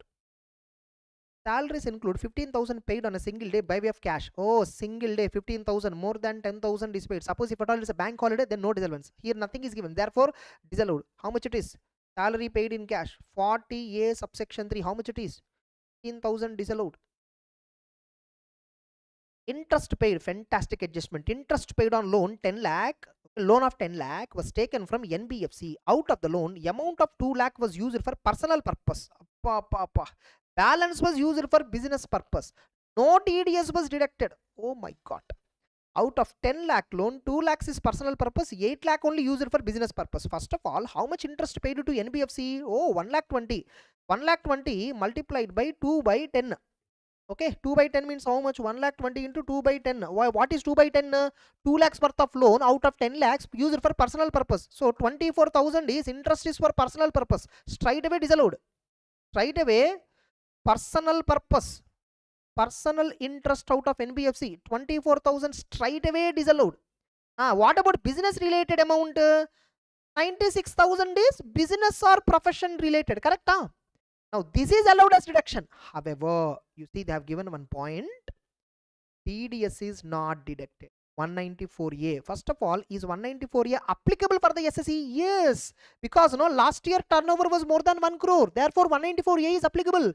TDS section is applicable, but did not deduct TDS on interest paid to NBFC. Therefore, disallowance will attract on 30% of 96,000 disallowance. Now here one big question. 194A exemptions were there. Interest payable to banks and financial institutions, TDS will not apply. Here NBFC is not covered within the banks. But all you're paying to banks only, TDS exemption is there. For NBFCs it is. But in reality, whenever we are paying any interest to NBFC, we don't apply TDS logic. But here, TDS logic they apply. Therefore, 30% disallowance will apply. So, 40 subsection A, 1A. 96,000 interest into 30%. Okay? If you go literally by letter of the law, 28,800 disallowed. In reality, we never do this. In reality, we never. Whatever interest we are paying to NBFC, we will consider that as a financial institution bank and we will not deduct any TDS in reality. Next. Oh, this point is regarding Subhash paid 45. This is entirely additional information. So no link with the P&L. Okay, be careful. 45,000 for health insurance of his spouse, everything, children. By the way, Subhash age is what? 61. Array. By the way, we are computing default tax regime. No, why 80 deduction? If anyhow, we will see this. If 45,000 by check, so this 80D under optional tax regime we will get it. Under optional tax regime we will have to adjust that. General expenses include 20,000 paid by check towards advertisement published in a sovereign. Array. Advertisement in a political party. 37 subsection 2b disallowed. 37 subsection 2b. How much is disallowed? Whether you paid in check or cash or doesn't matter. Completely disallowed. Next. He received an income tax refund during the year which include 2,000 towards interest. That is income from other sources income. This is IFOS income that we will consider later. Depreciation adjustments we already considered. Advance tax paid. That's it. You are required to compute. Now fine, let's compute now. By the way, P&L credit side we need to see. No, we forgot. Sales we will consider. Closing stock we already considered. Gross profit no adjustment. Dividend from Indian companies 70 lakh 20 you should reduce. When you are dividend income you should reduce for calculating PGBP income. How much it is? 17 lakh 30,000. Next, interest received on FDs net 1 lakh 8 you reduce. Interest on FD 1 lakh 8,000. But remember, how much ever credited to P&L, that much only will reduce in PGBP. But in income from other sources, 1 lakh 20 is taxable. This is net amount, right? 90%. So 100% income is how much? 1 lakh 20. Under other sources, 1 lakh 20 you should consider. Dividend 17 lakh 20,000 you should consider in other sources. Okay. Rent received. This is house property. Rent 17 lakh 20, 7 lakh 20,000 reduce it. In house property minus 30% you do it and then you will get house property income. Income tax refund 18,000. 18,000. Is there any other adjustment that we need to look at? That's it. So PGBP income we computed now. PGBP income how much? So 75 lakh 43,815. 75 lakh 43,815. 3 lakh 45,000 income tax paid. Okay. And depreciation on vehicle 46,500 festive we can claim normal depreciation plus undervaluation of closing stock 25,000 add, late filing fee 5,000 disallowed. Okay. 48,3 15,000 disallowed. Personal interest, personal purpose loan interest 24,000 disallowed. TDS not deducted 28,800 disallowed. 37 to be political party 20,000. Remember, in the given case, if it is a company now, under 80 GGB, this amount can be claimed as deduction under 80 GGB. But we don't have company taxation. 80 GGC is only applicable here. So that 20 you can't claim under 80 GGC. Okay, fine. Okay, minus dividend 17 lakh 20,000, reduce it. Okay, minus interest on FD 1 lakh 8,000, reduce it. Minus rent 7 lakh 20,000, reduce it. Minus IT refund 18,000, reduce. So business income 53 lakh 94,115, correct?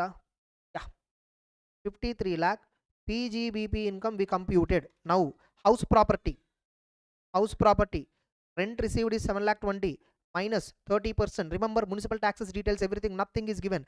Therefore 7 lakh 20,000 minus 30%, net annual value, interest on loan, everything, nothing is given. Therefore 5 lakh 4,000 is income from house property. Then we have income from other sources. Interest on FD 1 lakh 20. So no, we considered already. You see here, I already told 1 lakh 20. Then dividend 17 lakh 20. Dividend 17 lakh 20. Then interest on income tax refund is there. Interest on income tax refund which includes 2,000 towards interest. Interest on IT 2,000 rupees is income. Is there any other adjustment? That's it. So what is the total other sources income? 1 lakh 20,000 plus 17 lakh 20,000 plus 2,000 is equal to how much it is? 18 lakh 42,000. Perfect. So gross total income how much? This itself is the total income, yes or no? Because under default tax regime, no chapter 6A except 80cc subsection to CCS subsection to JJAA. All the three were not there here. 53 lakh 94, 53 94 115 plus 5 lakh 4,000 house property income plus 18 lakh 42,000 other sources income. Therefore 77 lakh 40,000 115. This is income under optional default tax regime. So total income. Okay, under default tax regime is equal to how much it is? 77,40,115. Under optional tax regime, now we need to compute. Now we need to compute under optional tax regime. Fine. So gross total income we computed. Gross total income, how much it is under optional tax regime? Total income as per optional tax regime. Total income as per default tax regime first. 77,40,115. Now for this, no, you can claim deductions. So from this you can claim deduction.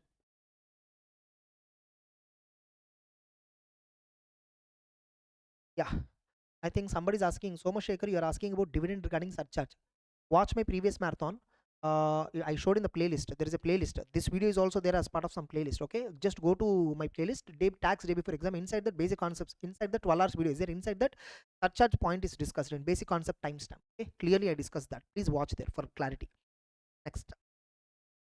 Now from the beginning, I will see whether default tax regime adjustment is there anywhere. So nothing. No default tax adjustments. Nothing. No adjustments on all this default tax. Adjustment is nothing is there. No link to DTR, no link. This is 80D is there. So no 80D, how much it is?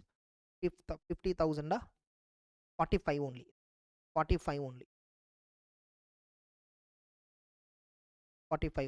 Okay, consider this. Under OTR you can claim that.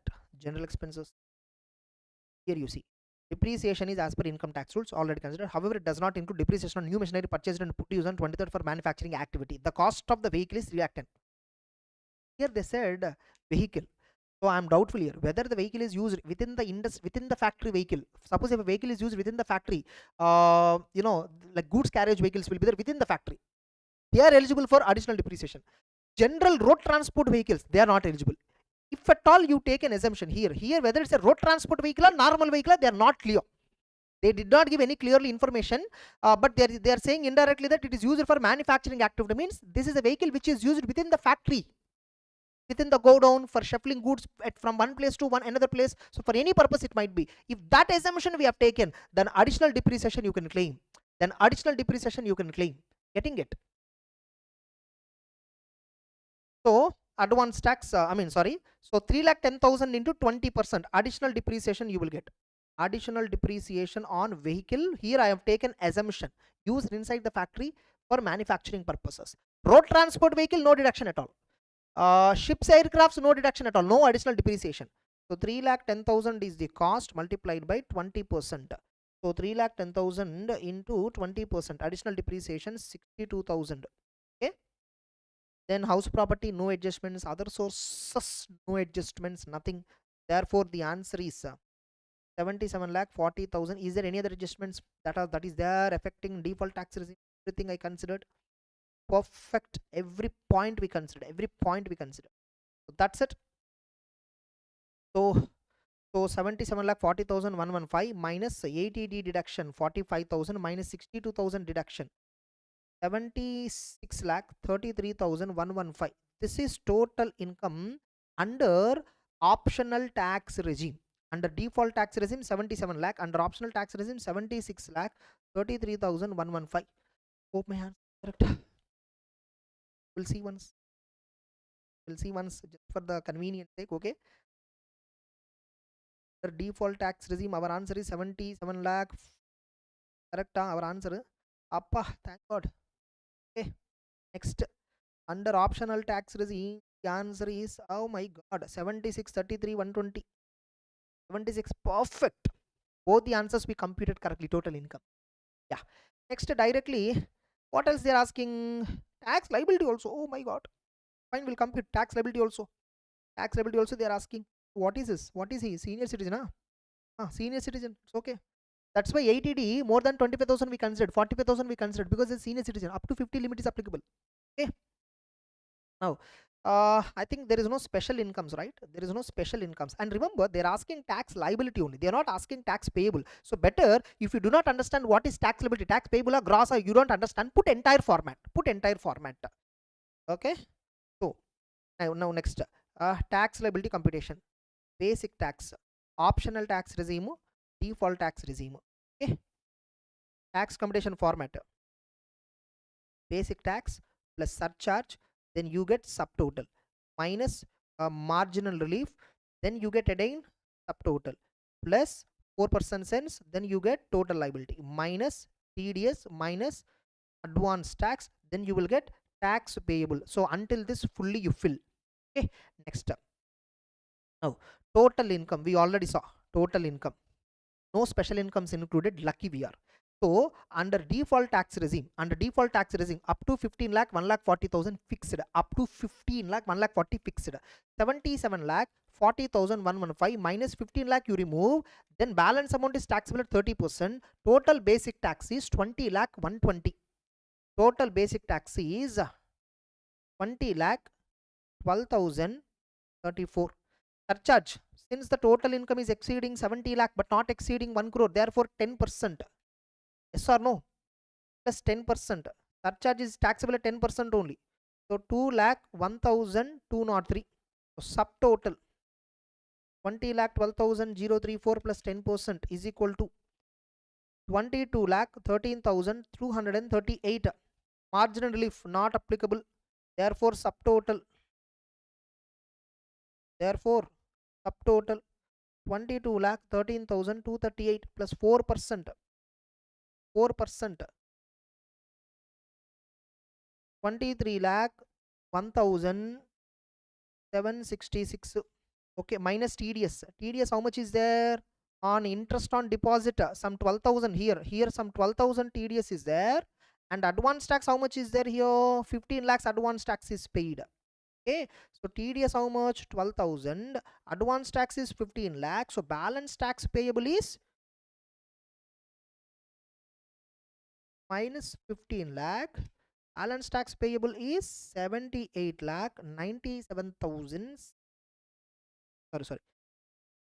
7 lakh 89,760. Thank God. Now optional tax regime. Optional tax regime, how much is income? 77 lakhs is income. Optional tax regime. Up to 10 lakhs we know. He's a senior citizen, guys. Up to 10 lakhs, 1 lakh 10,000 only. Now beyond that, 66 lakh 33,115 into 30%. So total basic tax is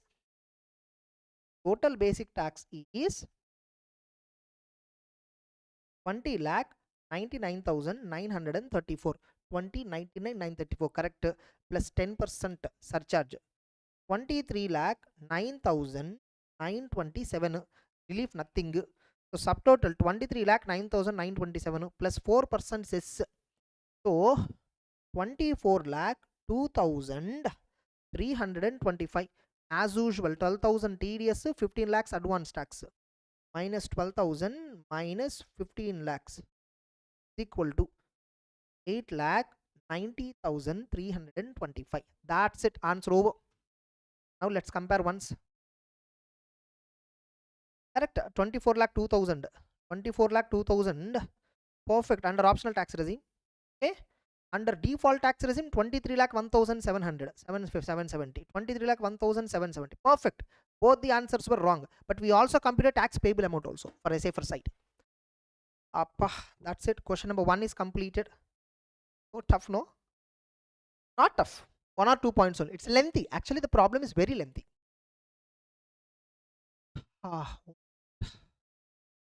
I hope you're yeah, you can start GST ma, no problem at all. I hope until now you are clear. Next, just 3 more questions, all are small questions. Typically we already completed 15 marks of MCQs, 15 marks, 30 marks paper already completed, then 30 more is there with choice. Only problems I will cover ma, I will not cover theory questions. Next, Mr. Rohan furnished following particulars, or else we'll do one thing. In this nothing big challenging. See one surgeon also comment completed the ground floor, got so much. Okay, fine, we'll do it, no problem. Okay, or else I'll do one thing, I will hold it pending. Okay, I will go and do MTP to MCQs and total income problem better. If at all we still have time now, then we will come back and see, because already it's been 2 hours. In between half an hour only we took break, 2 hours we spent until now. RTP, MTP1, another MTP2, total income problem we will solve, and MCQs we will solve. So with that, major questions we have completed. Okay. Okay, in fact I told top 20 because until now already more than 20 questions I solved with MCQs all put together. More than 20 MCQs means case studies I'm telling you. So more than 20 I already solved. MTP2 also we will solve MTP2 better. Now I will begin MTP2. Okay, if at all still we have energy, still we have time, then we'll go back to MTP1 and finish question number 2, 3, 4. Okay, in MTP2 also first we'll finish MCQs and then total income. Then if at all we still have time, 2, 3, 4. Capital gain problem. Oh my god. Next, hope every one of you are enjoying. No, actually, though it is very stressful and all, it will be very fun and exciting. No, income tax is so exciting to compute because memory, computations, everything, arithmeticals, memory, everything like simultaneously have to work. So strong you have to think. Next, in April 1992, Mr. Kishan purchased a house property for 65,000. Remember the property, immovable property purchased before 2001. Then the cost of acquisition is actual cost or fair market value on 1/4/2001, whichever is higher, but it should not exceed stamp duty value on 1/4/2001. The fair market value and stamp duty value are 2,70,000, 2,20,000. Therefore, stamp duty value will be the cost of acquisition for this particular house property. On August 31st, 2004, Kishan entered into agreement with Jigar to sell house for 3,70,000. Jigar paid advance of 60,000 but failed to pay the balance amount. Therefore, Krishna forfeited the advance amount. Therefore, section 51. There is a corresponding section 56 subsection to clause number 9. Okay, but that will not apply. Here 51 will apply. As per that, if any advance is forfeited before 1st April 2014, this advance amount will be reduced from cost of acquisition. Cost of acquisition is what? 2,20,000. We considered 60,000 you will reduce. Balance cost is 1,60,000 only will be considered as cost of acquisition, revised cost. Next. In 2008, Kishan constructed first floor. This is cost of improvement. 2008-9. Cost of improvement. April, finally, in April 2024, thank God, April 2024, before 23rd July 2024, indexation facilities available. Kishan sold the house at 15 lakh. And below they have given Kishan holds shares, every company offered buyback rights. Okay, fine, that right shares related, all the shares, that's okay. From the information, choose the most appropriate. So first house property will compute income. First question, what are they asking? Compute amount of capital gain in the hands of Kishan for assessment 2020 in respect of house property they are asking. Okay, fine, first we'll compute. First we'll compute full value of consideration. How much it is? 15 lakh. So we saw.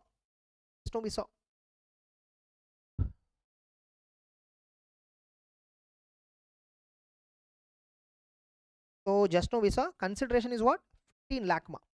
Okay, 15 lakh minus indexed cost of acquisition. First cost of acquisition is 2,20,000 minus forfeited amount you should reduce. Then balance cost is 1,60,000. This shall be indexed multiplied by current year 363 divided by house was acquired before 2001. Therefore, base number is 100. Okay. Okay, base number is 100. So therefore, what is indexed cost of acquisition? 1,60,000 into 363 divided by 100. Oh my god. So 1,60,000 into 363 divided by 100. So 5,80,800. Then remember, indexed cost of improvement 2,35,000 improvement is there in 8-9 year. 8-9 year improvement is there 2,35,000. Okay. So into numerator is 363, denominator 8-9 number is what? 137. 2,35,000. See, whenever there is a multiplication and denominator, no, 2,35,000 first denominate it, first divide it, then multiply. Sometimes no calculator will not work. If at all you directly multiply, then multiply. Okay, if at all numerator denominator is there for a bigger amount, first denominator you apply, then numerator you apply. So yeah, 6,22,664. Okay, that's it. Long term capital gain how much? 15 lakh minus 5,80,800 minus 6,24,664. Is there any transfer expense information? I just want to know. Is there any transfer expense? No transfer expense information. Therefore, the capital gain, long term capital gain is 2,96,536. Look at the answer. 2,96,536. That's it. Perfect. Then compute capital gains on shares in the hands of Kusha. Shares. Okay, fine. We'll see first. We'll see first. Mr. Kishan also holds 1000 shares. Mr. Kishan also holds 1000 shares in Venus Limited, which is unlisted company, which he acquired in the year. I think it's too dark, no? Or else pronoun. Mr. Kishan also holds 1000 shares in Venus Limited, unlisted company, which he acquired in 2001 at a cost of 75,000. In April 2024, the company offered him right shares of 160 per share only. So 160 you can pay and then buy in the ratio of 2 for every 5 shares held. So 1000 rupees 2:5 ratio means 400 rights were offered. How many rights were offered to him? 400. Okay. Mr. Kishan decided to retain only half the right shares. Out of 400, 200 only he is purchasing. 200 only right shares is going to purchase, and renounced remaining rights 30 only. Oh, so out of 400, remaining 200 are renounced at 30 rupees, where he got 6,000 rupees. 6,000 60,000. 200 into 30 is equal to 6,000. This is 6,000 rupees is a short term capital gain. Remember, short term capital gain. Next. Oh, again he sold. This is remember, I'm computing for Kishan. Later, all the shares were sold by Mr. Kishan at 300 per share. How many shares he has actually? 1000 original shares, 200 right shares he has. Right shares when he purchased, by the way, April 2024 he purchased, and he sold it in July 2024. So unlisted shares, remember, for unlisted shares 24 months is the criteria. For unlisted shares 24 months is the criteria. Remember, here sale happened after 23rd July. Sale happened after 23rd July 2024. Unlisted shares, immovable property, everything will come under 24 months logic. Suppose if the sale happened before 23rd July, unlisted shares and immovable property only 24 months logic. Remaining all other assets 36 months logic. I don't know whether you remember this extent or not, I am not sure. Okay, but here 24 months logic is applicable. So 200 shares is a short term, whereas for 1000 shares is a long term. Okay, and remember, for long term indexation is available, for short term indexation is not available.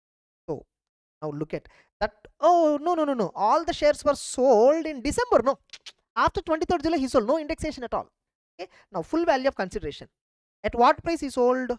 Kishan sold, okay, sorry, I'm extremely sorry. Okay, here Kishan sold in July 2024. Indexation is available for long term shares, long term unlisted shares. Indexation is available for him. So Kishan sold at 300 rupees per share. Brokerage and all is not given. Acquisition cost, originally he purchased at what price? 75,000. 1000 shares. Fine, we'll do one thing better. Okay, Kishan hands 1000 shares, 200 shares. This is a long term capital asset, the short term capital asset. Remember, Kishan is selling shares in July 2024, 15th July, that too before 23rd July, which means indexation is available. Tax rate will be 20%. Okay, next. Now full value of consideration, 300 rupees into 1000, 3 lakh. Whereas here also 300 into 200, 60,000, minus indexed cost of acquisition for 1000 shares. For 1000 shares you purchased at 75,000 multiplied by 363 divided by 2012. No, he purchased when actually 75,000 worth of shares. 2012 year, 2012 base number, obviously 100, 363. 75,000 into 363 divided by 100 is equal to 2,72,250. So what is the balance long term capital gain?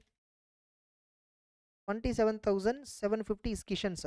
Then again, these right shares, no, he sold right shares, right? 160 rupees he purchased at 200. So 160 into 200, so 32,000 he purchased. So therefore the balance capital gain is how much? 60,000 minus 32,000 is equal to 28,000. This is short term. Remember, in the hands of Kishan, no, right renouncement is also there, 6,000. That is short term capital gain. So total long term capital gain is 27,750. Short term capital gain is 34,000 in the hands of Kishan. Then Kush is also there. Mr. Kush sold his shares in December 2024 at 280. Remember, he sold after 23rd July. After 23rd July, he is selling unlisted shares, which means the income is taxable at normal rates of tax. Okay, be careful. So many points you should remember. Okay, December 24, 280 per share. Fine, we'll compute for Kush also. Kush purchased how many right shares? 200 shares. Okay, At what price is selling? 280. 200 into 280 is equal to consideration is 56,000. What is cost of acquisition? 160 paid to the company, 30 rupees paid to Kishan. Total 190. 190 into 200 shares. So 190 into 200 shares is equal to 38,000 is the cost of acquisition. Remember, it's a short term because the shares were purchased by Kush in May 2024 and he sold it in December, less than 24 months. It's a short term capital asset, therefore no indexation at all. Moreover, the sale happened. Moreover, the sale is also happened after 23rd July 2024. Therefore, the question of indexation itself will not arise. So 56,000 minus 38,000 is equal to 18,000. 18,000. Short-term capital gain for Kush is this much. So look at the questions. How much is the computed capital gains on sale of shares in the hands of Kush? 18. Computed capital gains in the hands of Kishan. Long-term capital gain 27,850, correct. Short-term capital gain 34, correct. Long-term. So the answer is B. That's it.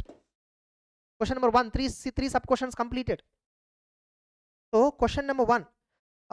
Look at the answer. First one C. Second one A. Third one B. Perfect. Perfect. You see how quickly you have to recollect all the provisions. Some tax, you have to be strong in memory. Next, 23rd July, before 23rd July, in unlisted shares, indexation, without indexation, 112A, no indexation. So many permutations and combinations were there in capital gain. This entire difficulty is only for 24-25 financial year, assessment year 25-26. Means those who are writing exams for September 25 attempt and Jan 26 attempt, for them only this difficulty is there. Those who are writing exam in May 26 onwards, no difficulty because financial year is 25-26. Before 23rd July, after 23rd July, that discussion and all is irrelevant. 1 minute, okay.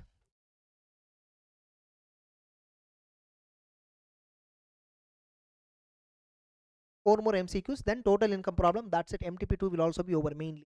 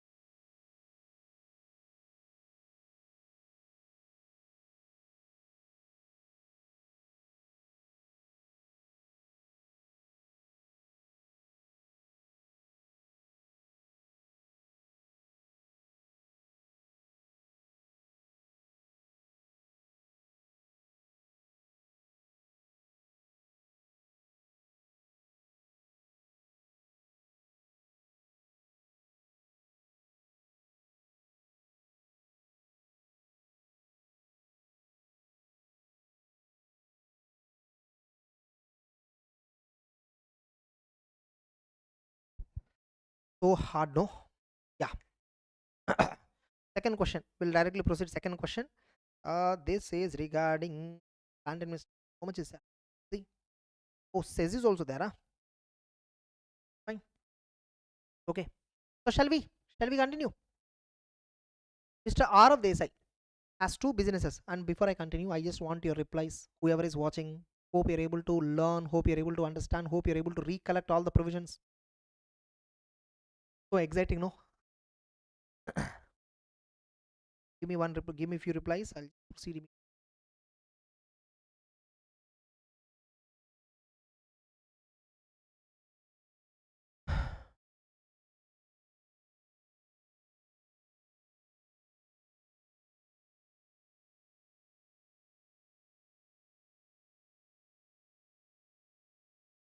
Okay, perfect. I'll proceed then. R of Desai has two business units. Unit 1, which is engaged in manufacturing of textile. During the year 24-25, incurred an interest expenditure of 1,50,000 payable to Raj, a resident. However, tax was not deducted at source. TDS was rate detected in April 2025. Current year before 31st March 2025, TDS is not deducted. Therefore, 30% is disallowed. The current year 1,50,000 multiplied by 30% is equal to 45,000 disallowed. And if you see, TDS is deducted in April 25 and deposited with government on 17th May.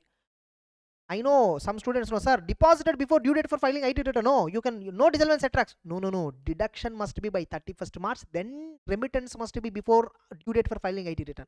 Here, deduction itself is in 15th April 2025. On 2nd August 2024, he purchased a new plant and machinery worth 45 lakh, which was put to use from 1st November. Oh my god, less than 180 days. New plant and machinery. New plant and machinery means automatically optional tax regime, additional depreciation is available. For this purpose, he borrowed 25 lakhs on 1st August itself and paid interest at 10% per annum on WDV of the, paid 10% interest per annum. WDV of the block of machinery as on 1st April 2024 was 95 lakh. See, turnover for last year was 2.5 crore, whereas current year it was 3 crore. Why this information is important? No, last year turnover is more than 1 crore, means 194A is applicable, and as per 194A, 10% TDS you should deduct. Here 1,50,000 was paid to resident without deducting TDS, therefore disallowance will apply. Suppose if at all here the answer is 95 lakhs, last year turnover suppose 95 lakhs, then this disallowance will not attract, because 194A will not apply to an SSE whose turnover in the last year was less than 1 crore. See, I am also telling you alternative way how it can be tested. Next, now Mr. Arav Desai has unit 2O, another unit is there which is in SEZ, which commenced operations in 1920. Fine, before 31st March 2020 only it was started, no problem. During the year 24-25, during the year 24-25, probably this is after 5 years. After 5 years it is. The total turnover of the unit is 130 lakh. Total turnover is 130 and business profit is, the profit is 30 lakhs only, okay. And export turnover is 80 lakhs, which was received in convertible foreign exchange. Very good. So 30 lakh multiplied by total turnover 130, total turnover is 130, export turnover is 80, which is fully received,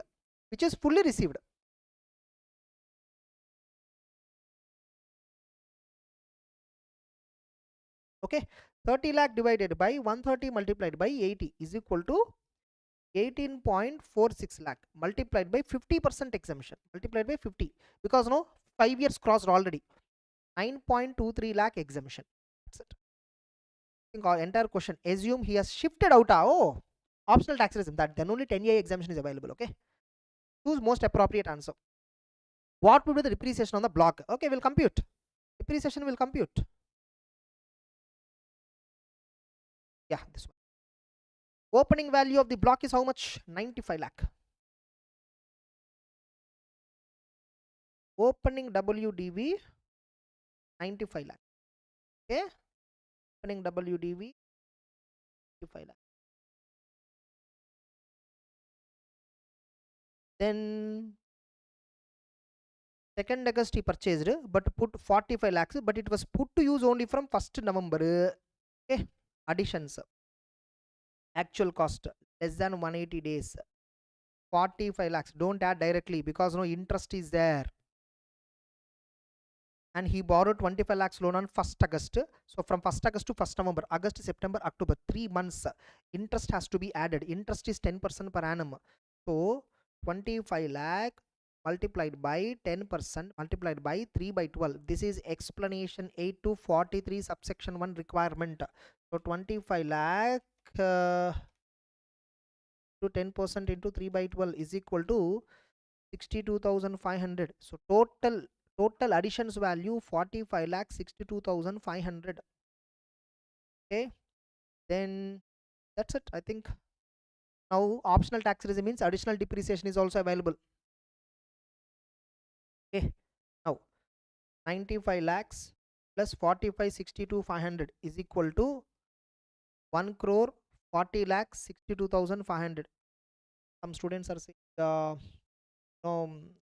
like law paper I didn't perform well, was disappointing, whatever happened.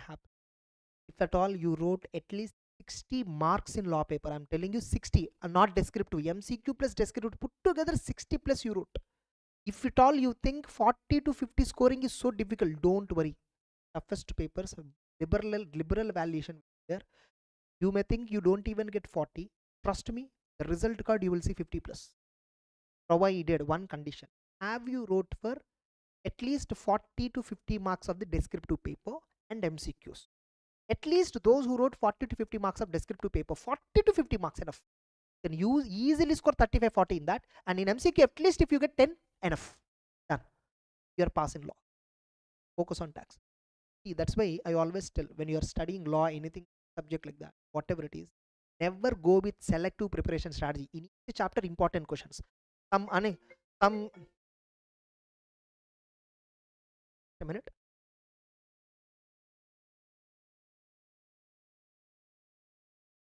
Fine. So that's why don't do selective study in each chapter. We recommend something called 3/4 strategy. What is 3/4 strategy? You know, suppose you have in law 15 chapters, 3 to 4 chapters, keep it aside. Remaining 12 chapters, every corner you should study. You should not leave even single point in any chapter. You prepare like this. The question paper, any corner question can come. Deepest question, remote.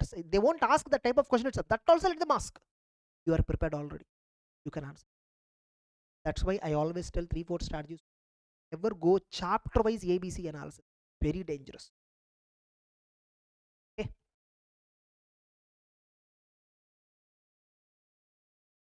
Fine. Depreciate WDV of the block. WDV is 1,40,000 gross block value. Sale value, nothing is there. Now on this you need to calculate depreciation. So 1,40,000, 62,500 less than 180 days. Less than 180 days, how much is there? 45 lakhs, 62,500. Balancing figure 95 lakh. On this 15% depreciation, on this 7.5% depreciation. So 45 lakh 62,500 into 7.5%. 3 lakh 42,187 here. 95 lakhs to 15%. 14 lakh 25,000. Total normal depreciation lakh 42,187.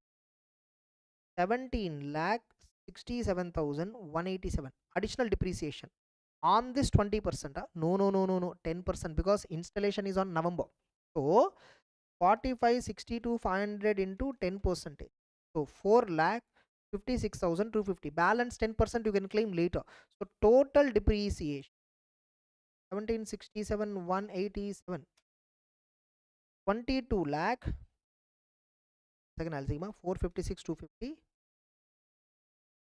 plus 1767 187. Okay. 22 lakh 23,437. This is the total depreciation. They're asking depreciation only. Yeah, that's it. 22 23 437. 22 23. Perfect. Our answer is option number A. What is the amount of disallowance, if any, attracted? 45,000 disallowance I already computed. What is the amount of deduction available? 9,23,000 we already computed. That's it. Answer over. So second question 1 2 3. ACB. ACB. Perfect. The answers are right. Okay. Next. Third one. One more question is there. 1 mark question. 2 marks question. 2 more questions for the MCQs. Once we finish the total income, once we finish that, we'll close this session. Okay. Next. Rakesh. If possible, if I am also energetic, because I have not yet, I didn't had lunch here. Okay. So if I have energy, I'll continue. Mr. Rakesh gifted 6 lakh to his daughter-in-law Sudha. She invested 3 lakhs in shares. Oh, out of 6 lakhs, no? Daughter-in-law. 64 subsection 1 clause number 6. Clause number 6 and clause number 8 both are dealing with daughter-in-law. I think yeah, correct. Okay, fine. Daughter-in-law. He invested 3 lakhs in shares. So dividend from those shares is 18,000, which is directly clubbed in the hands of Rakesh, which is directly taxable in the hands of Rakesh. Then he started a business in May 24 with 5 lakhs capital. Out of that, 3 lakhs is received from Rakesh, 2 lakhs is for own savings. Oh my God. So she invested in business. During the year, business income. Okay, out of 90,000, total capital in the business 5 lakhs. Gifted amount is 3 lakhs. Remember, this 3 lakhs is there from the first day in which business is begin. Therefore, proportionate income is clubbed in the hands of the transferor. So 90,000 into 3 by 5 is equal to 54,000. 54,000 is taxed in the hands of Rakesh. 18,000 is taxable in the hands of Rakesh. So out of 90, remove 30, 50. 36,000 is only taxable in the hands of Sudha. That's it. See the question answer. What is the total income of Sudha? Sudha is 36 only. Sudha is how much? 36,000, because only out of own capital, that alone is taxable for Sudha. Third question D. Yeah, perfect answer. Next. Rohan took a life insurance policy on 10th May 2024 with a sum issued 18 lakhs and annual premium 1 lakh 50, which is less than 10%. The policy matured on 9th April, 22 lakhs is due to receive by him. What will be the tax treatment? Since the premium amount is less than 10%, therefore entire maturity proceeds are exempted. That's it. Entire maturity is exempted. That's it. So MCQs are over in MTP2 also. Then we have total income problem. Above bigger figures. 95. Oh my god. This is net profit. Net profit P&L account they gave. Credits they have given. Debits they have given. Other information they have given. Oh my god. In marks question. And compute total income and tax payable. If at all he is opting out of default tax regime, optional tax regime we need to consider. That's it. Are you all ready? Ready?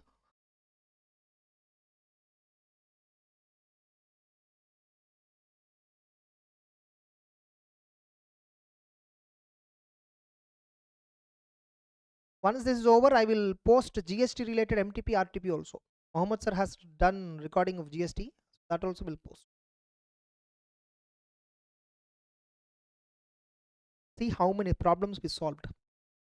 When I'm taking that revision, many are asking, sir, do we want problems? We want problems. That's why I decided to solve it. Hope it helped you. Next, Rajesh, net profit P&L account is given and they are asking total income and tax liability as per optional tax regime. So directly we'll solve it. We'll solve it.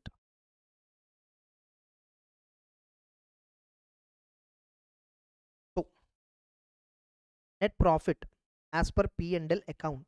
Net profit as per P&L account. So how much is that? 3 crore 95 lakh 1190. 3 crore 95 lakh 11,290. 11,290.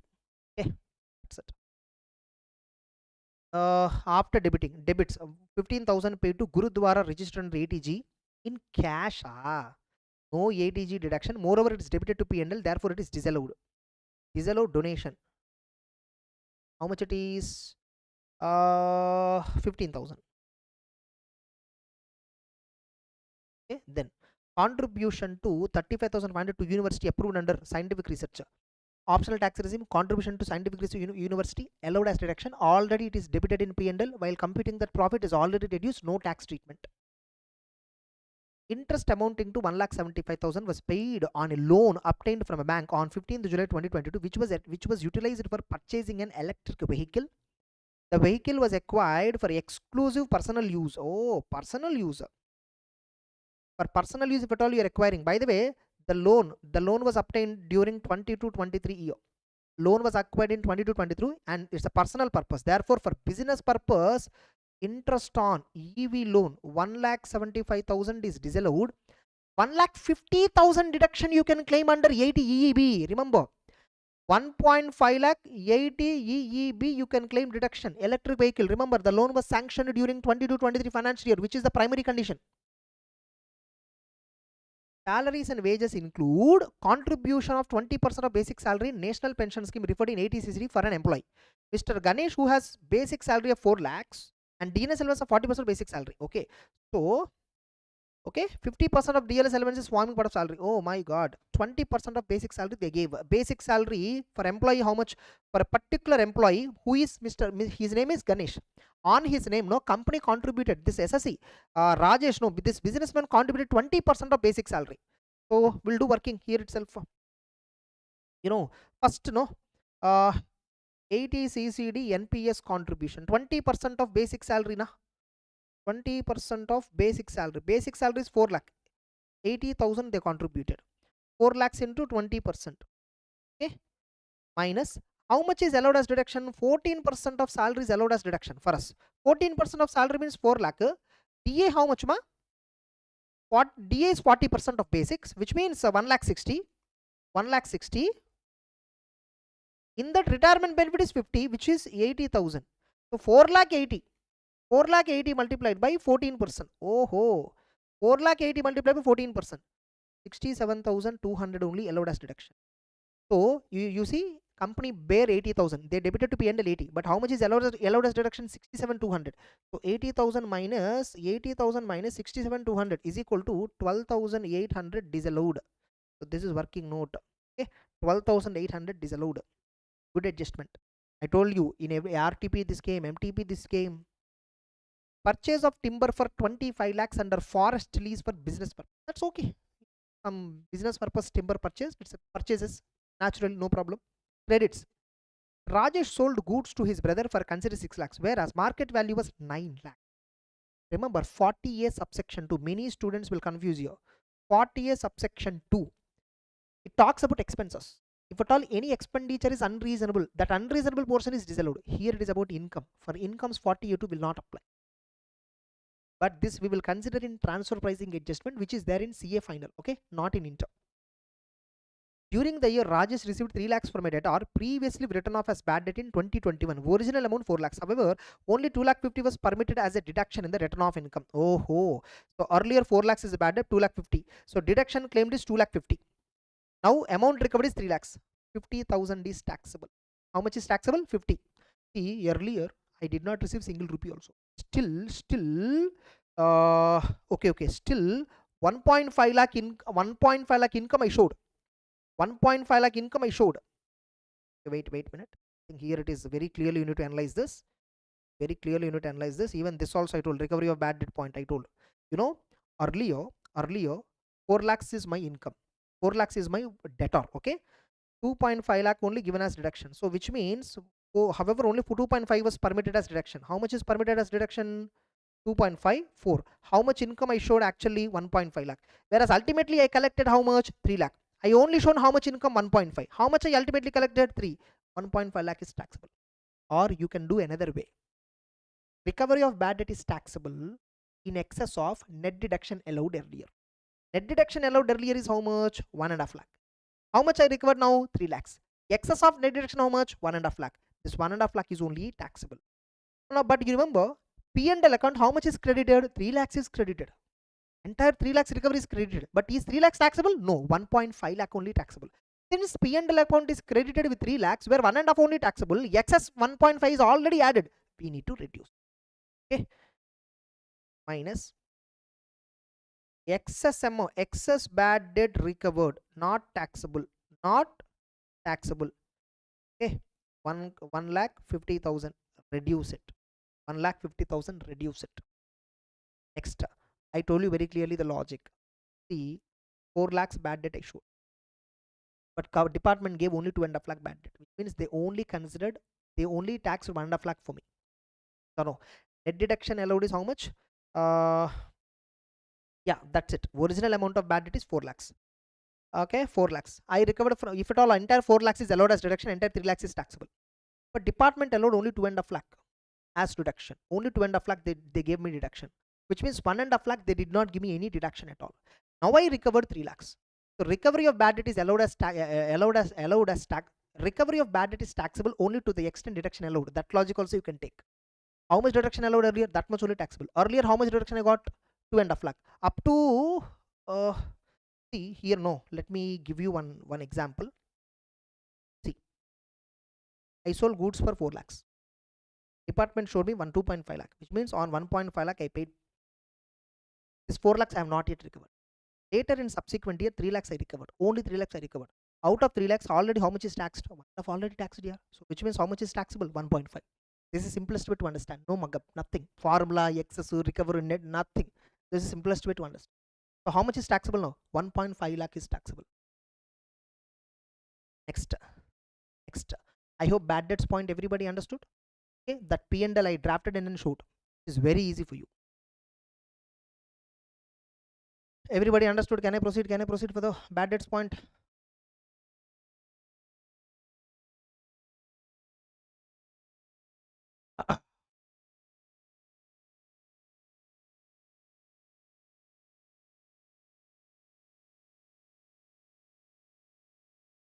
Yeah, perfect. I'll proceed. So bad debts point I understood. So only 1.5 lakh is taxable, but 3 lakhs is credited to P&L account. Therefore 1.5 lakh is excess credited. Therefore I will reduce it. Short term capital gain of 10 lakhs on transfer of listed shares. Transfer date is 5th August. Listed shares. That too short term capital gain. 111A. Straight away tax rate is 20%. Moreover, it is credited to P&L. Therefore, I will reduce it. So, short term capital gain 10 lakhs, I will reduce it. Okay, that's it. Next, other information. Closing stock of previous year was undervalued by 25. So, I will add it. Overvaluation. Okay, undervaluation means we need to add 25,000. We need to add. Depreciation in books is computed by applying rates, so no adjustment. Mr. Rajesh purchased new cars 14 lakhs on 1st August 24 and the same was put to use in business on the same day. No depreciation is taken yet. Depreciation is not yet taken. 14 lakh multiplied by 15%. By the way, whether the car is used for personal purpose also, is there any information? Nothing is given. So you can claim freshly the depreciation. Okay, business 14 lakhs into 15%. Car is eligible for 15%. Depreciation on car. How much it is? 2,10,000 is the depreciation.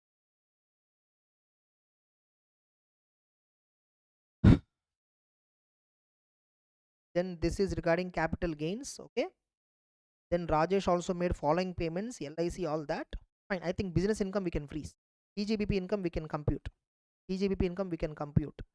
So 3 crore 95 lakhs 11,290 plus 15,000 disallowed plus 1,75,000 interest on EV plus 12,800 80 CCD related adjustment. Okay, minus excess bad debt recovered which is credited 1,50,000 minus 10 lakhs capital gains.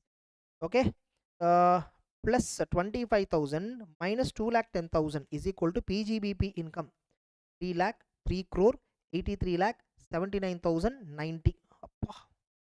This is PGBP income. Okay, now short term capital gain 111A already we computed just now 10 lakh is already given 10 lakh. Then they have given other sources incomes. Other sources incomes, anything is there? Nothing. No information on other sources incomes. That's it. So now let us compute plot of land capital gain. A plot of land which was used for industrial purpose the last 10 years were compulsorily acquired by central government on 7th October 2023. Okay, since compulsory acquisition 45 subsection 5, it is liable for capital gains in the year in which it is received. 45 subsection 5. The compensation 15 lakhs was received on 27th January. So this year we received it. So capital gains will be computed in this year. And such property was purchased by him on 8th October 2006. Remember, transfer date is 2023. Transfer date is before 23rd July. Therefore, indexation is available. Be careful. Transfer date is before 23rd July. But computation of capital gains is happening in 24-25. But transfer happened in 23-24 year. Therefore, indexation numerator is 23-24. Be careful. Now, she was purchased. Okay. He purchased another plot of land for industrial undertaking on 15th April. Okay. So transfer of industrial plant and purchase of industrial plot. 54D exemption for 7 lakhs. The government has paid 1,05,000 as interest on such compensation. Oh, other sources income. This is income from other sources, which where flat 50% reduction available under a flat 50% reduction. Optional or default doesn't matter. Wow, fantastic point. So industrial land and building long-term capital gain, that is. Okay. So full value of consideration. How much is the full value of consideration? 15 lakh. 15 lakh minus indexed cost of acquisition. Indexed cost of acquisition. This property was purchased for 2,50,000. Okay. 2,50,000 multiplied by denominator, numerator. Okay, numerator 23-24. 23-24 number 348. Denominator, he purchased it in 2006-7 year. 2006-7 122. Fantastic. Many students know they will compute indexation up to 24-25. No, remember, compulsory acquisition happened in 23-24. But why it was not taxed earlier? Because it's a compulsory acquisition. Taxing will be in the year in which compensation is received. So be careful. Taxation year is 24-25, but transfer is 23-24. So indexation is available up to 23-24 only. 2,50,000 divided by 122 multiplied by 348. So indexed cost of acquisition is 7,13,114. Therefore, long-term capital gain 7,86,885 minus 54D. Already he invested in another plot, 7 lakhs. Therefore, balance capital gain is 86,885, which is long-term capital gain, which is taxable at 20%. Remember, transfer date is before 23rd July. 23-24 itself transfer happened. Therefore, 20% is the tax rate in the current year. That's it. Whereas short-term capital gain, no, the short-term capital gain happened. The short-term capital gain is in 5th August. 5th August we sold. Therefore, the short-term capital gain is taxable at 20%, because after 23rd July, 111 year it is 20%. Be careful, because tax liability computation is there, surcharge is there. So much is there. Then income from other sources. What is income from other sources? Interest on compensation. How much is that? How much is income from other sources? 105. 1,05,000 minus 50% is flat. 1,05,000 into 50%. So 52,500 is income from other sources. Then Rajesh made payments to definite purposes. Okay, fine. Now I will see. Is there any other amount that is pending? We considered everything we considered. 80 EB adjustment we need to. Fine. I think gross total income we can compute. Gross total income. How much is the gross total income? PGBP income 3,83,79,090 plus short-term capital gain 10 lakhs plus long-term capital gain 86,885 plus income from other sources 52,500. So gross total income 3,95,18,475 minus. First I will remove 80 EEB because no, I will forget again later. So 1,50,000 deduction, 80 EEB electric vehicle interest, because the loan was sanctioned in 22-23 financial year. Everybody able to understand? I hope I didn't miss any point. Next, Mr. Rajesh made following payments. Lump sum premium 1,20,000 paid on 30th March for medical policy taken for self and spouse. Remember medical policy. What is the Rajesh age? Oh, 67 years, senior citizen. So which means 50,000 eligible. 50,000 for his purpose eligible. 50,000. Oh, no. Wait. Appa, very multi-year policy this is. You can't claim deduction just like that. The policy. What about credits? First point. I told already here. No adjustment. The policy shall be effective for 5 years.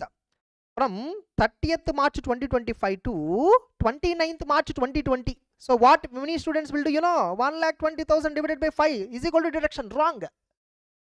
How many previous years were involved? 24-25 is involved. 29-30 is also involved. 29-30. So in between 25-26, 26-27, 27-28, 28-29. 1, 2, 3, 4, 5, 6 previous years. When insurance premium, medical insurance premium is paid for a multi-year policy, then 1 divided by relevant fraction. Okay, 6 you need to take. 20,000. 80D deduction 20,000. I don't know how many of you have identified immediately this point by not looking at the answer. 8,000 paid in cash for preventive health checkup. All 20,000 already claimed. Preventive health checkup can be paid in cash also. Okay. The section has a 50,000 limit. Already 20,000 deduction claimed. Still 30 more limit is there. For preventive checkup 8, but preventive checkup itself maximum restricted to 5. Therefore, 80D another 5,000. Oh, brah. 80 EEB we considered. This we considered. Is there any other point which is pending?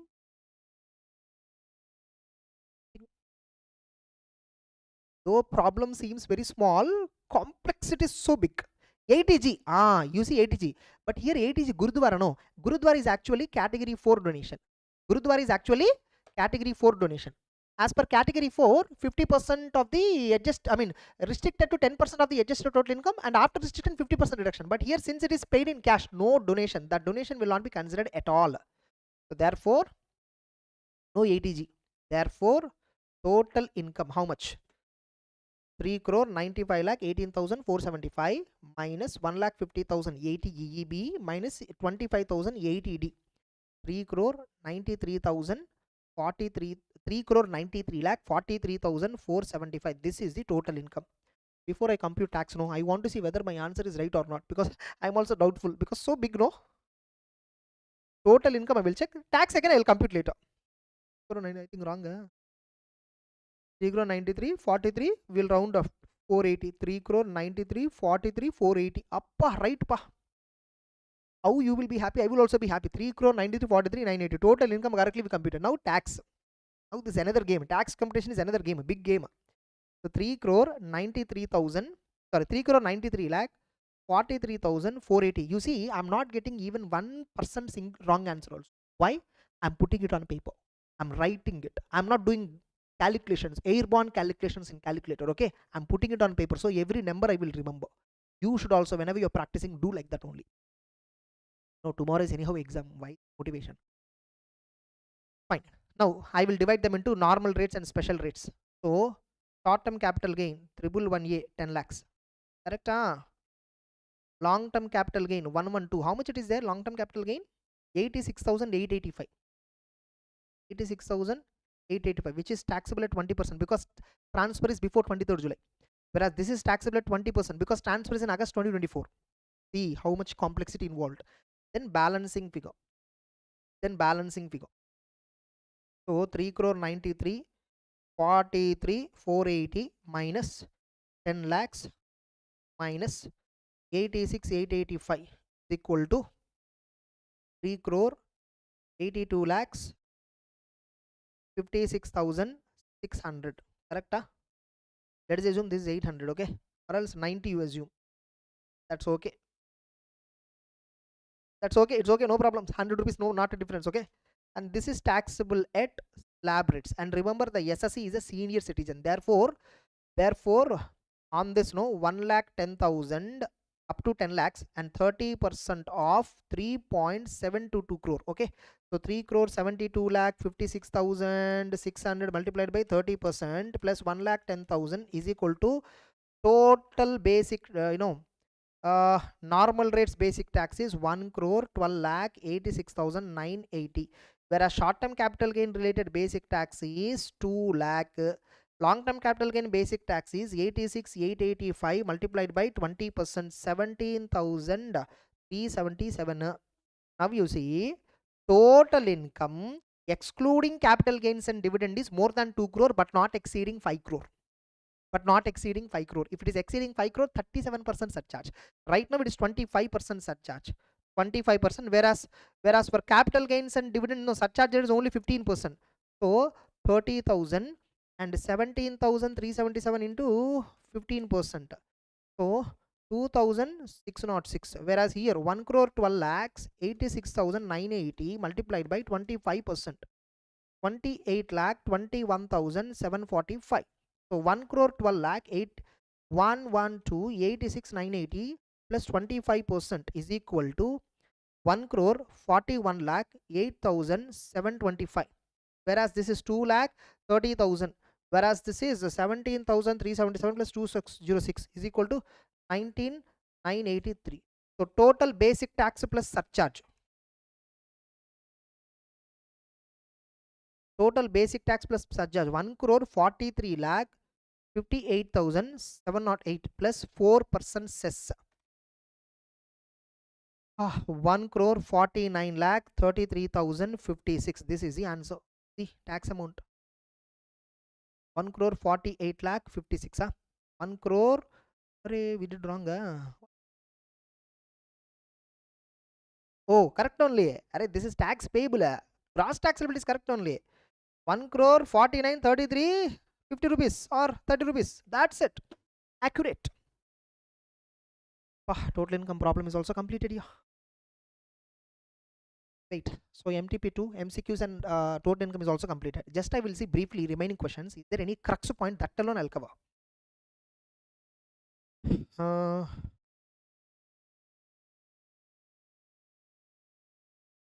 think second question is quite easy.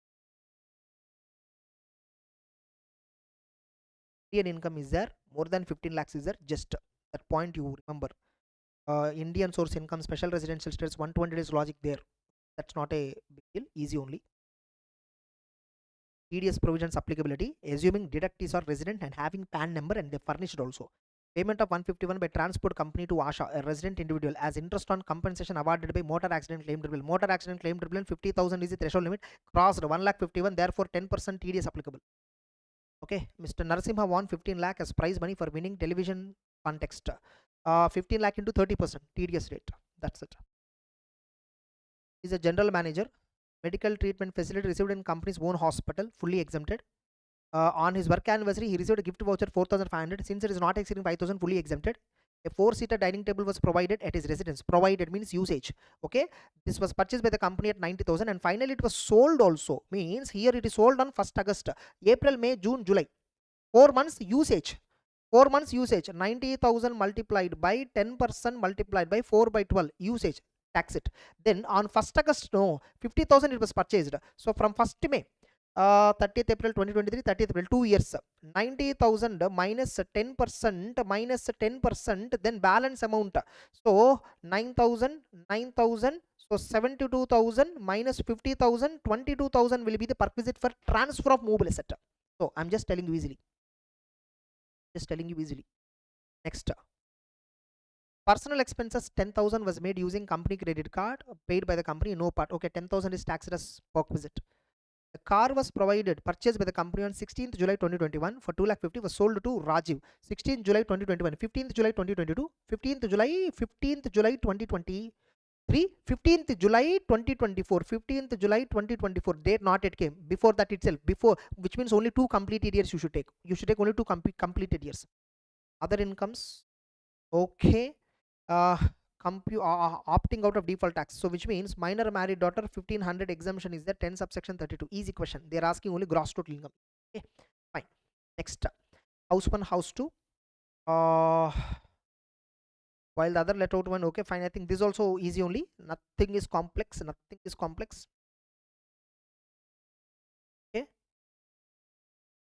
Mr. Verma acquired rural land 2,50,000, whereas stamp duty value 3 lakhs. Since it's a rural land, capital asset, it's not a capital asset, gift provision will not apply. That's it, very easy. 4th question, set off and carry forward only, not a big deal. 5th question, tax return preparer. Who is eligible to file return through TRP? Also specify, a non-resident cannot file through TRP. A person who is liable for tax audit cannot file through TRP, or a person who filed original return with TRP, revised return also he will only file. He through TRP only he should file. Mr. Avinash filed return of income for assessment year 25-26 on 30th September 2025.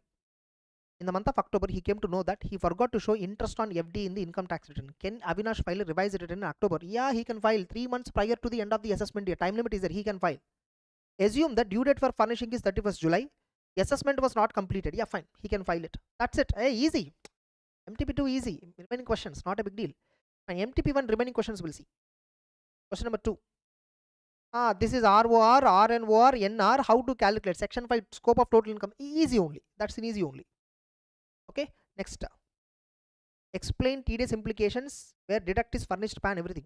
Mr. Ram, individual carrying on business, reported turnover 18 lakhs in 99 in the, last it was 89 lakhs. In April 24, he entered into an agreement to hire a machinery for use in business operations, where 194I, this is not applicable. 194I not applicable here. Getting it? And IB is also not applicable. XYZ Limited having idle parking lot opened to lease to public building process. PK Limited, a PSU, emerged as a highest bidder and withdrew the premiums. Okay, parking lot by PSU. PSU is not liable for TCS. They don't have to pay TCS. They don't have to collect TCS. From PSU, we don't have to collect TCS. Exempted. Be careful. Read the answer later, you will understand. Mrs. Aditya Traders, a sole proprietary concern, owns 4 machines that were first put to use in business purpose in 2024 March. Remember, we already solved entire problems, total income, MCQs, in depth we solved. These are all very easy, I think. So that's why I'm just orally giving explanation. Mrs. Aditya, a sole proprietorship concern, owns 4 machines that were first put to use in business. Okay, the depreciation on these machines were charged at 15%. The return on value of the block as on 1st April. See, return on value 1st April itself they give. So which means this is after depreciation, all that. On 15th July, 2 machineries were sold for 10 lakhs. Okay, opening value how much? 7.7 lakh. And on 30th December, they acquired second-hand machinery, 6.1 lakh, gross block value 13.8 lakh, old machinery sold 10 lakh, 3.8 lakh, block is available, value is available, block is available. We will claim depreciation, out of 3 low. out of 3.8 lakh. So entire 3.8 lakh into 7.5% depreciation. That's it. Normal depreciation over. Second hand machinery, no, so no additional depreciation. Compute capital gain 0. If Aditya sold 2 machines for 15 lakhs, array, if at all this is not 10, 15, then 1.2 lakh would be short term capital gain. Over. Easy problem. This is house property related one. Is there any adjustment here? No. Pre-construction period is what major adjustment here? Think. Yeah, that's it. Completed on 1st April. So pre-CP ends on 31st March 24. Be careful because construction is completed on 1st April. So PCP ends on 31st March 2024. Not an issue, not a big deal. This is cross transfers. Cross transfers. Like you are giving to your brother's wife and your brother is giving to your wife. Cross transfer. Straight question which is there in our book also. Examine with reasons whether coating of pan is required or not. Arjun makes cash payment 50,000 to a hotel. Okay, Dehradun against a bill raised. Hotel payments I think 25,000 only. If 25,000 is crossed bill, I think pan is required. Miss Kavita enters into contract for purchase of debentures. I think 50,000 crossed, no? Pan is required. Mr. Ramesh makes a payment of 57,000 for mutual funds. Yeah, pan is required. Miss Neha makes a payment for purchase of immovable property. 9 lakh 50 only. Stamp duty value 9 lakh 10 lakhs is the limit for immovable property. So pan is not required. Mr. Shahid, an individual who is a resident and ordinary resident, has earned a salary income 8 lakh 25 during the year. He is also eligible to claim deduction under ATC ATD amounting to 2 lakh 75. So before claiming Chapter 6A, the income is more than basic exemption limit. Therefore, as a consultant, what would you advise regarding filing? Yeah, return filing is compulsory. Return filing is compulsory. Under optional tax regime as well as default tax regime, in both the cases, return filing is compulsory. Hey, fine. We completed remaining questions also. We thought of ignoring, but we completed. So that's it. I hope every one of you thoroughly enjoyed. I just want your feedback on this, either as a comment, whatever. Okay, I hope you thoroughly understood all the problems, MCQs, total incomes. See how quickly we solved. 3 hours is what I spent. Within 3 hours, how many we solved? 3 papers we solved. RTP, MTP1, MTP2. Literally speaking, 150, 200 marks worth the content we solved. With the choice we solved, yeah. 200 marks content worth we solved. That too, not only solving. If it is myself solving, I will be solve all this in 1.5 to 2 hours only. But I'm explaining you. I explained you. Alternative ways of questions also I explained you. So we spent literally good quality time. That's it. Take care. All the very best for tomorrow's exam. Okay. First, one more time, I'm alerting you. First 15 minutes reading time. Only total income problem you solve. I will make a separate video for this better. Okay. Take care, guys. All the very best.